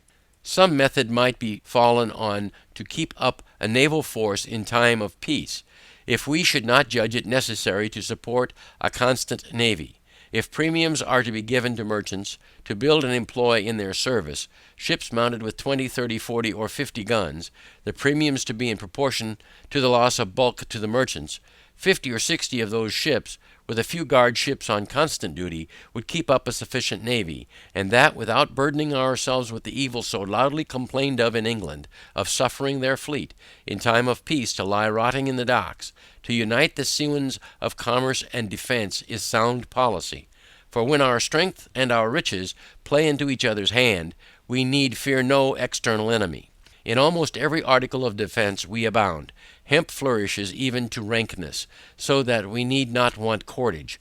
Our iron is superior to that of other countries. Our small arms equal to any in the world. Cannons we can cast at pleasure. Saltpetre and gunpowder we are every day producing. Our knowledge is hourly improving.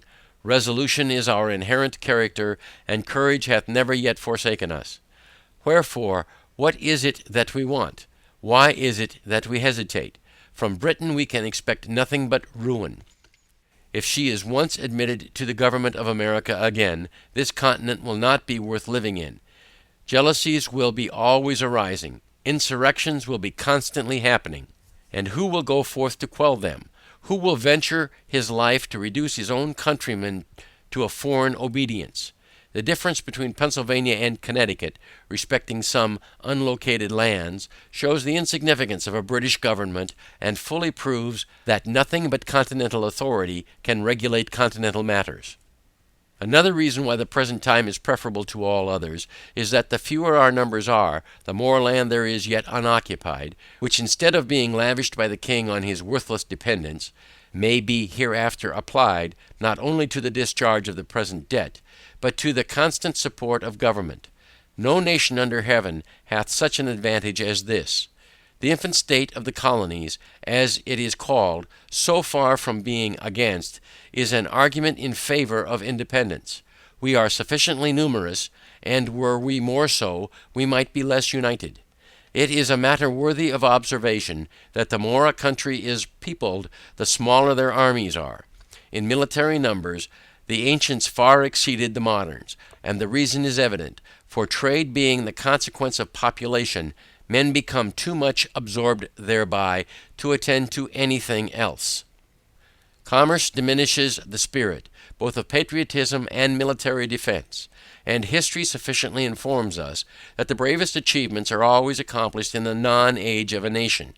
With the increase of commerce, England hath lost its spirit. The city of London, notwithstanding its numbers, submits to continued insults with the patience of a coward. The more men have to lose, the less willing are they to venture. The rich are in general slaves to fear, and submit to courtly power with the trembling duplicity of a spaniel. Youth is the seed time of good habits, as well in nations as in individuals. It might be difficult, if not impossible, to form the continent into one government half a century hence. The vast variety of interests, occasioned by an increase of trade and population, would create confusion. Colony would be against colony. Each being able might scorn each other's assistance, and while the proud and foolish gloried in their little distinctions, the wise would lament that the union had not been formed before. Wherefore, the present time is the true time for establishing it. The intimacy which is contracted in infancy, and the friendship which is formed in misfortune are, of all others, the most lasting and unalterable. Our present union is marked with both these characters. We are young, and we have been distressed, but our concord hath withstood our troubles, and fixes a memorable area for posterity to glory in. The present time likewise is that particular time which never happens to a nation but once, viz., the time of forming itself into a government. Most nations have let slip the opportunity, and by that means have been compelled to receive laws from their conquerors instead of making laws for themselves. First they had a king, and then a form of government, whereas the articles or charter of government should be formed first, and men delegated to execute them afterwards. But from the errors of other nations let us learn wisdom, and lay hold to the present opportunity to begin government at the right end. When William the Conqueror subdued England, he gave them law at the point of the sword, and until we consent that the seat of government in America be legally and authoritatively occupied, we shall be in danger of having it filled by some fortunate ruffian, who may treat us in the same manner, and then where will be our freedom? Where our property?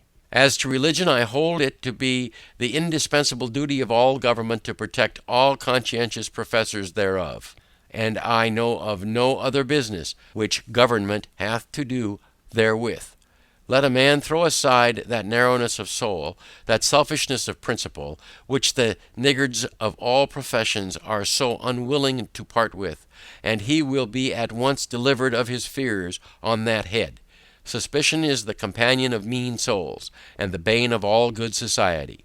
For myself, I fully and conscientiously believe that it is the will of the Almighty that there should be diversity of religious opinions among us. It affords a large field for our Christian kindness. Were we all of one way of thinking, our religious dispositions would want matter for probation. And on this liberal principle, I look on the various denominations among us to be like children of the same family, differing only in what is called their Christian names. I threw out a few thoughts on the property of a continental charter, for I only presume to offer hints, not plans. And in this place I take the liberty of rementioning the subject by observing that a charter is to be understood as a bond of solemn obligation, which the whole enters into, to support the right of every separate part, whether religion, personal freedom, or property. A firm bargain and a right reckoning make long friends. In a former page I likewise mentioned the necessity of a large and equal representation, and there is no political matter which more deserves our attention. A small number of electors, or a small number of representatives, are equally dangerous. But if the number of the representatives be not only small, but unequal, the danger is increased. As an instance of this, I mention the following. When the associators petitioned as before the House of Assembly of Pennsylvania, 28 members only were present. All the Bucks County members, being 8, voted against it, and had 7 of the Chester members done the same, this whole province had been governed by 2 counties only, and this danger it is always exposed to. The unwarrantable stretch, likewise, which that House made in their last sitting to gain an undue authority over the delegates of that province, ought to warn the people at large how they trust power out of their own hands. A set of instructions for the delegates were put together, which in point of sense and business would have dishonored a schoolboy, and after being approved by a few, a very few, without doors, were carried into the House, and there passed in behalf of the whole colony. Whereas, did the whole colony know with what ill will that House hath entered on some necessary public measures, they would not hesitate a moment to think them unworthy of such a trust. Immediate necessity makes many things convenient, which, if continued, would grow into oppressions. Expedience and right are different things.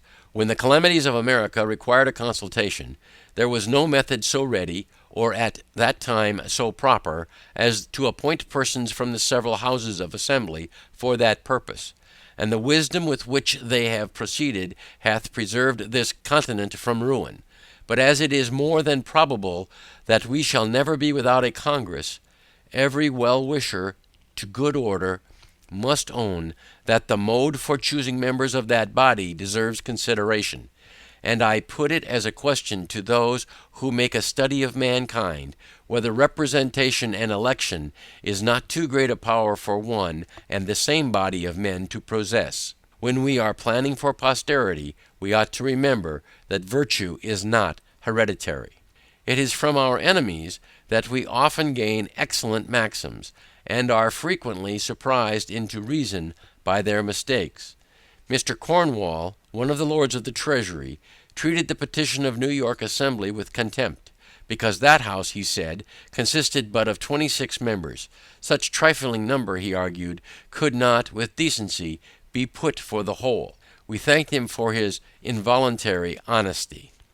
To conclude, however strange it may appear to some, or however unwilling they may be to think so, matters not, but many strong and striking reasons may be given to show that nothing can settle our affairs so expeditiously as an open and determined declaration for independence, some of which are: first, it is the custom of nations, when any two are at war, for some other power not engaged in the quarrel, to step in as mediators, and to bring about the preliminaries of a peace. But while America calls herself the subject of Great Britain, no power, however well disposed she may be, can offer her mediation. Wherefore, in our present state, we may quarrel on for ever.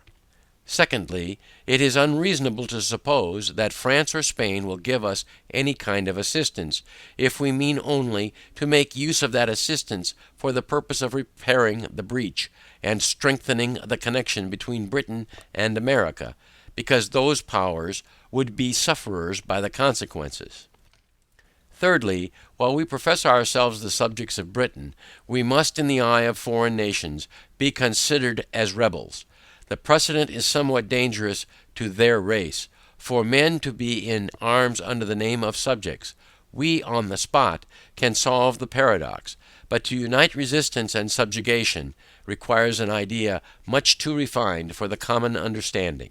Fourthly, were a manifesto to be published and dispatched to foreign courts, setting forth the miseries we have endured, and the peaceable methods we have ineffectually used for redress, declaring at the same time that not being able any longer to live happily or safely under the cruel disposition of the British court, we had been driven to the necessity of breaking off all connections with her, at the same time assuring all such courts of our peaceable disposition towards them, and of our desire of entering into trade with them, such a memorial would produce more good effects to this continent than if a ship were freighted with petitions to Britain.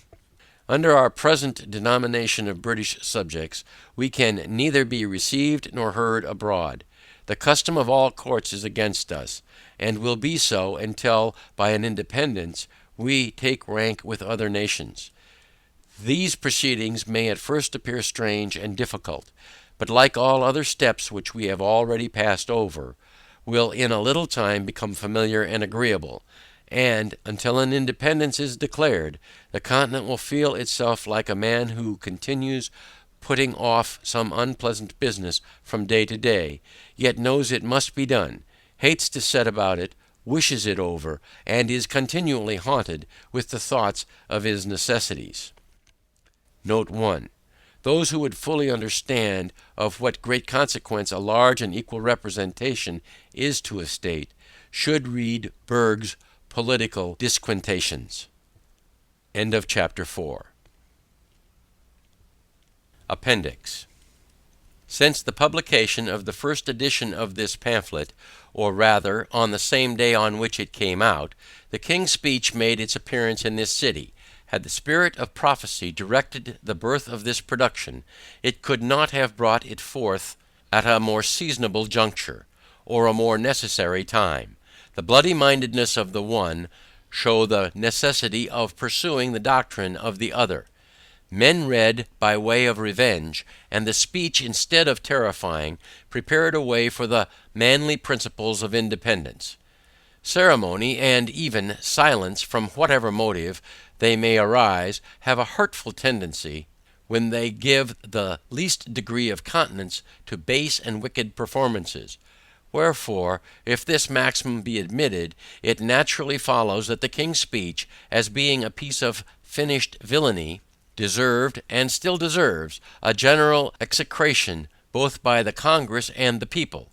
Yet, as the domestic tranquillity of a nation depends greatly on the chastity of what may properly be called national manners, it is often better to pass some things over in silent disdain, than to make use of such new methods of dislike as might introduce the least innovation on that guardian of our peace and safety.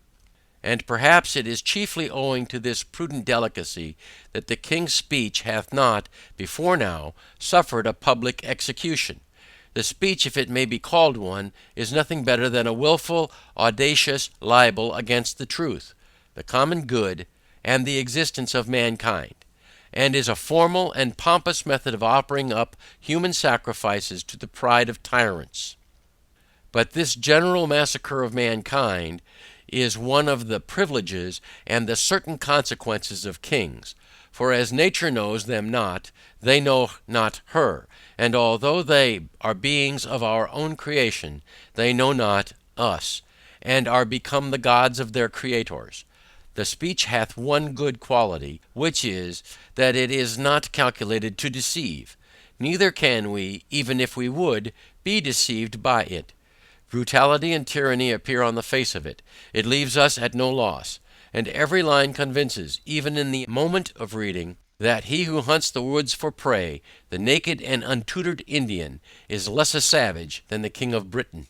Sir John Dolliwimple, the punitive father and whining Jesuitical piece, felicitously called the Address of the People of England to the Inhabitants of America, hath perhaps, from a vain supposition that the people here were to be frightened at the pomp and description of a king, given, though very unwisely on his part, the real character of the present one.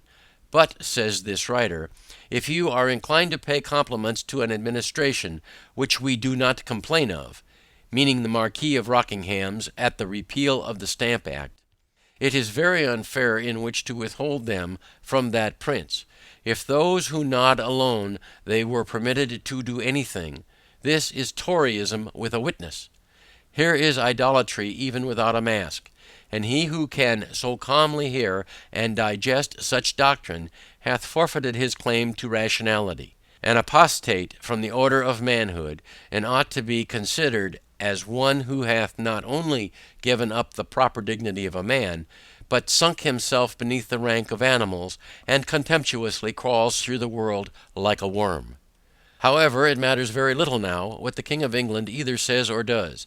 He hath wickedly broken through every moral and human obligation, trampled nature and conscience beneath his feet, and by a steady and constitutional spirit of insolence and cruelty, procured for himself a universal hatred. It is now the interest of America to provide for herself. She hath already a large and young family, whom it is more her duty to take care of, than to be granting away her property, to support a power who is become a reproach to the names of men and Christians. Ye, whose office it is to watch over the morals of a nation, of whatsoever sect or denomination ye are of, as well as ye, who are more immediately the guardians of the public liberty, if ye wish to preserve your native country uncontaminated by European corruption, ye must in secret wish a separation. But, leaving the moral part to private reflection, I shall chiefly confine my further remarks to the following heads. First, that it is the interest of America to be separated from Britain. Secondly, which is the easiest and most practicable plan, reconciliation or independence, with some occasional remarks. In support of the first, I could, if I judged it proper, produce the opinion of some of the ablest and most experienced men on this continent, and whose sentiments on that head are not yet publicly known. It is in reality a self-evident position, for no nation in a state of foreign dependence, limited in its commerce, and cramped and fettered in its legislative powers, can ever arrive at any material eminence. America doth not yet know what opulence is, and although the progress which she hath made stands unparalleled in the history of other nations, it is but childhood, compared with what she would be capable of arriving at, had she, as she ought to have, the legislative powers in her own hands. England is, at this time, proudly coveting what would do her no good, were she to accomplish it, and the continent hesitating on a matter which will be her final ruin if neglected. It is the commerce and not the conquest of America by which England is to be benefited, and that would in a great measure continue, were the countries as independent of each other as France and Spain, because in many articles neither can go to a better market. But it is the independence of this country, of Britain or any other, which is now the main and only object worthy of contention, and which, like all other truths discovered by necessity, will appear clearer and stronger every day. First, because it will come to that one time or other. Secondly, because the longer it is delayed, the harder it will be to accomplish. I have frequently amused myself both in public and private companies with silently remarking the specious errors of those who speak without reflecting. And among the many which I have heard, the following seems most general, viz. That had this rupture happened 40 or 50 years hence, instead of now, the continent would have been more able to have shaken off the dependence. To which I reply, that our military ability at this time arises from the experience gained in the last war, and which in 40 or 50 years' time would have been totally extinct. The continent would not, by that time, have had a general, or even a military officer left, and we, or those who may succeed us, would have been as ignorant of martial matters as the ancient Indians. And this single position, closely attended to, will unanswerably prove that the present time is preferable to all others. The argument turns thus: at the conclusion of the last war we had experience, but wanted numbers, and 40 or 50 years hence we should have numbers without experience. Wherefore the proper point of time must be some particular point between the two extremes, in which a sufficiency of the former remains, and a proper increase of the latter is obtained. And that point of time is the present time. The reader will pardon this digression, as it does not properly come under the head I first set out with, and to which I again return by the following position, viz. Should affairs be patched up with Britain, and she to remain the governing and sovereign power of America, which as matters are now circumstanced is giving up the point entirely, we shall deprive ourselves of the very means of sinking the debt we have, or may contract. The value of the back lands which some of the provinces are clandestinely deprived of, by the unjust extension of the limits of Canada, valued only at £5 sterling per 100 acres, amount to upwards of 25 millions, Pennsylvania currency, and the quit rents at 1 penny sterling per acre to 2 millions yearly. It is by the sale of those lands that the debt may be sunk, without burden to any, and the quit rent reserved thereof will always lessen, and in time will wholly support the yearly expense of the government. It matters not how long the debt is in paying, so that the lands when sold be applied to the discharge of it, and for the extinction of which the Congress for the time being will be continental trustees. I proceed now to second head, viz. Which is the easiest and most practicable plan, reconciliation or independence, with some occasional remarks. He who takes nature for his guide is not easily beaten out of his argument, and on that ground I answer, generally, that independence being a single, simple line contained within ourselves, and reconciliation a matter exceedingly perplexed and complicated, and in which a treacherous, capricious court is to interfere, gives the answer without a doubt. The present state of America is truly alarming to every man who is capable of reflection. Without law, without government, without any other mode of power than what is founded on and granted by courtesy, held together by an unexampled concurrence of sentiment, which is nevertheless subject to change, and which every secret enemy is endeavoring to dissolve, our present condition is legislation without law, wisdom without a plan, constitution without a name, and what is strangely astonishing, perfect independence contending for dependence. The instance is without precedent. The case never existed before, and who can tell what may be the event? The property of no man is secure in the present unbraced system of things. The mind of the multitude is left at random, and seeing no fixed object before them, they pursue such as fancy or opinion starts. Nothing is criminal. There is no such thing as treason. Wherefore every one thinks himself at liberty to act as he pleases. The Tories dare not have assembled offensively, had they known that their lives, by that act, were forfeited to the laws of the state. A line of distinction should be made between English soldiers taken in battle, and inhabitants of America taken in arms. The first are prisoners, but the latter traitors. The one forfeits his liberty, and the other his head. Notwithstanding our wisdom, there is a visible feebleness in some of our proceedings, which gives encouragement to dissensions. The continental belt is too loosely buckled, and if something is not done in time, we will be too late to do anything, and we shall fall into a state in which neither reconciliation nor independence will be practicable.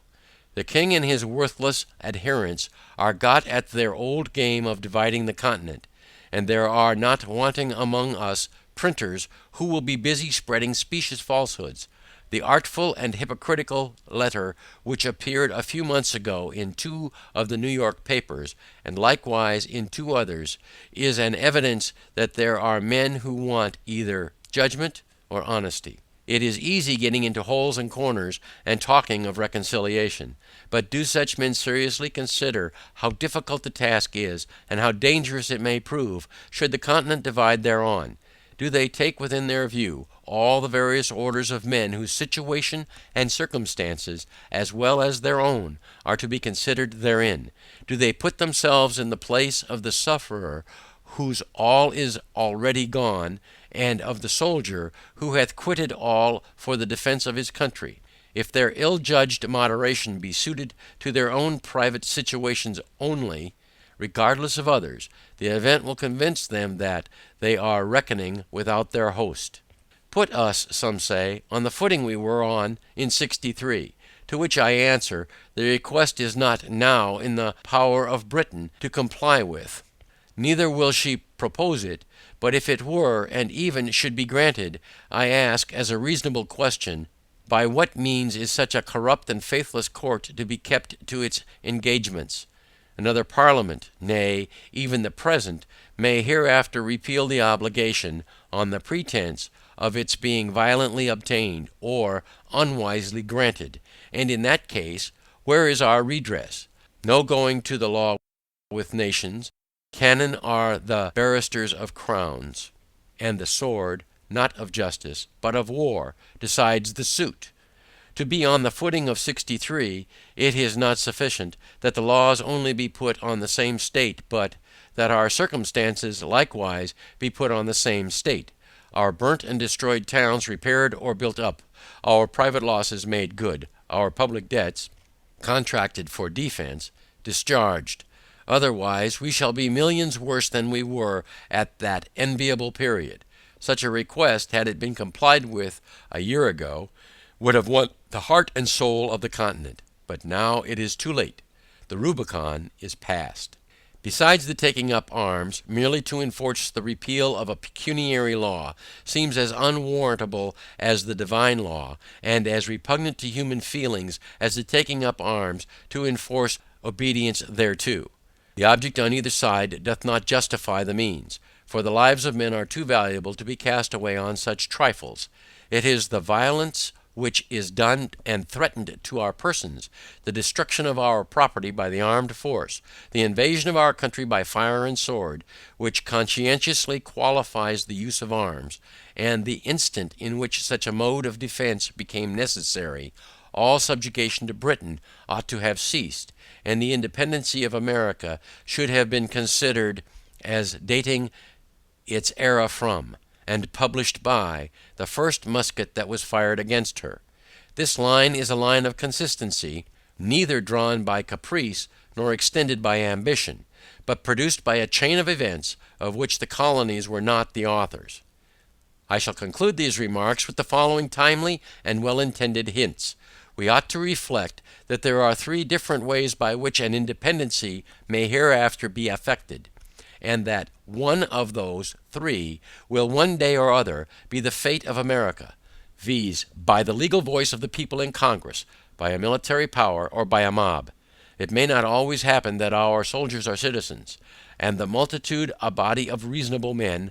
Virtue, as I have already remarked, is not hereditary, neither is it perpetual.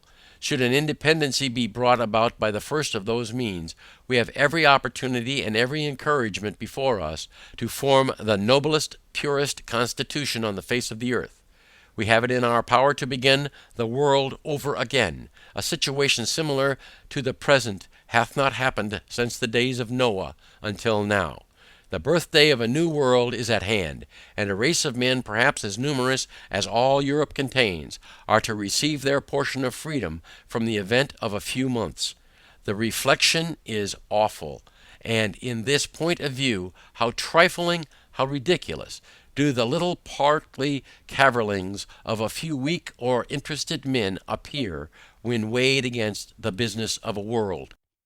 Should we neglect the present favorable and inviting period, and an independence be hereafter effected by any other means, we must charge the consequence to ourselves, or to those rather, whose narrow and prejudiced souls are habitually opposing the measure, without either inquiring or reflecting. There are reasons to be given in support of independence, which men should rather privately think of, than be publicly told of. We ought not now to be debating whether we shall be independent or not, but anxious to accomplish it on a firm, secure, and honorable basis, and uneasy rather than it is not yet begun upon. Every day convinces us of its necessity. Even the Tories, if such beings yet remain among us, should, of all men, be the most solicitous to promote it, for, as the appointment of committees at first protected them from popular rage, so a wise and well-established form of government will be the only certain means of continuing it securely to them. Wherefore, if they have not virtue enough to be Whigs, they ought to have prudence enough to wish for independence. In short, independence is the only bond that can tie and keep us together. We shall see our object, and our ears will be legally shut against the schemes of an intriguing as well as a cruel enemy. We shall then too be on a proper footing to treat with Britain, for there is reason to conclude that the pride of that court will be less hurt by treating with the American states for terms of peace, than with those whom she denominates rebellious subjects, for terms of accommodation. It is our delaying it that encourages her to hope for conquest, and our backwardness tends only to prolong the war. As we have, without any good effect therefrom, withheld our trade to obtain a redress of our grievances, let us now try the alternative, by independently redressing them ourselves, and then offering to open the trade. The mercantile and reasonable part in England will be still with us, because peace with trade is preferable to war without it, and if the offer be not accepted, other courts may be applied to. On these grounds I rest the matter, and as no offer hath yet been made to refute the doctrine contained in the former editions of this pamphlet, it is a negative proof that either the doctrine cannot be refuted, or that the party in favor of it are too numerous to be opposed. Wherefore, instead of gazing at each other with suspicious or doubtful curiosity, let each of us hold out to his neighbor the hearty hand of friendship, and unite in drawing a line which, like an act of oblivion, shall bury in forgetfulness every former dissension. Let the names of Whig and Tory be extinct, and let none other be heard among us than those of a good citizen, an open and resolute friend, and a virtuous supporter of the rights of mankind, and of the free and independent states of America. End of Appendix. End of Common Sense by Thomas Paine.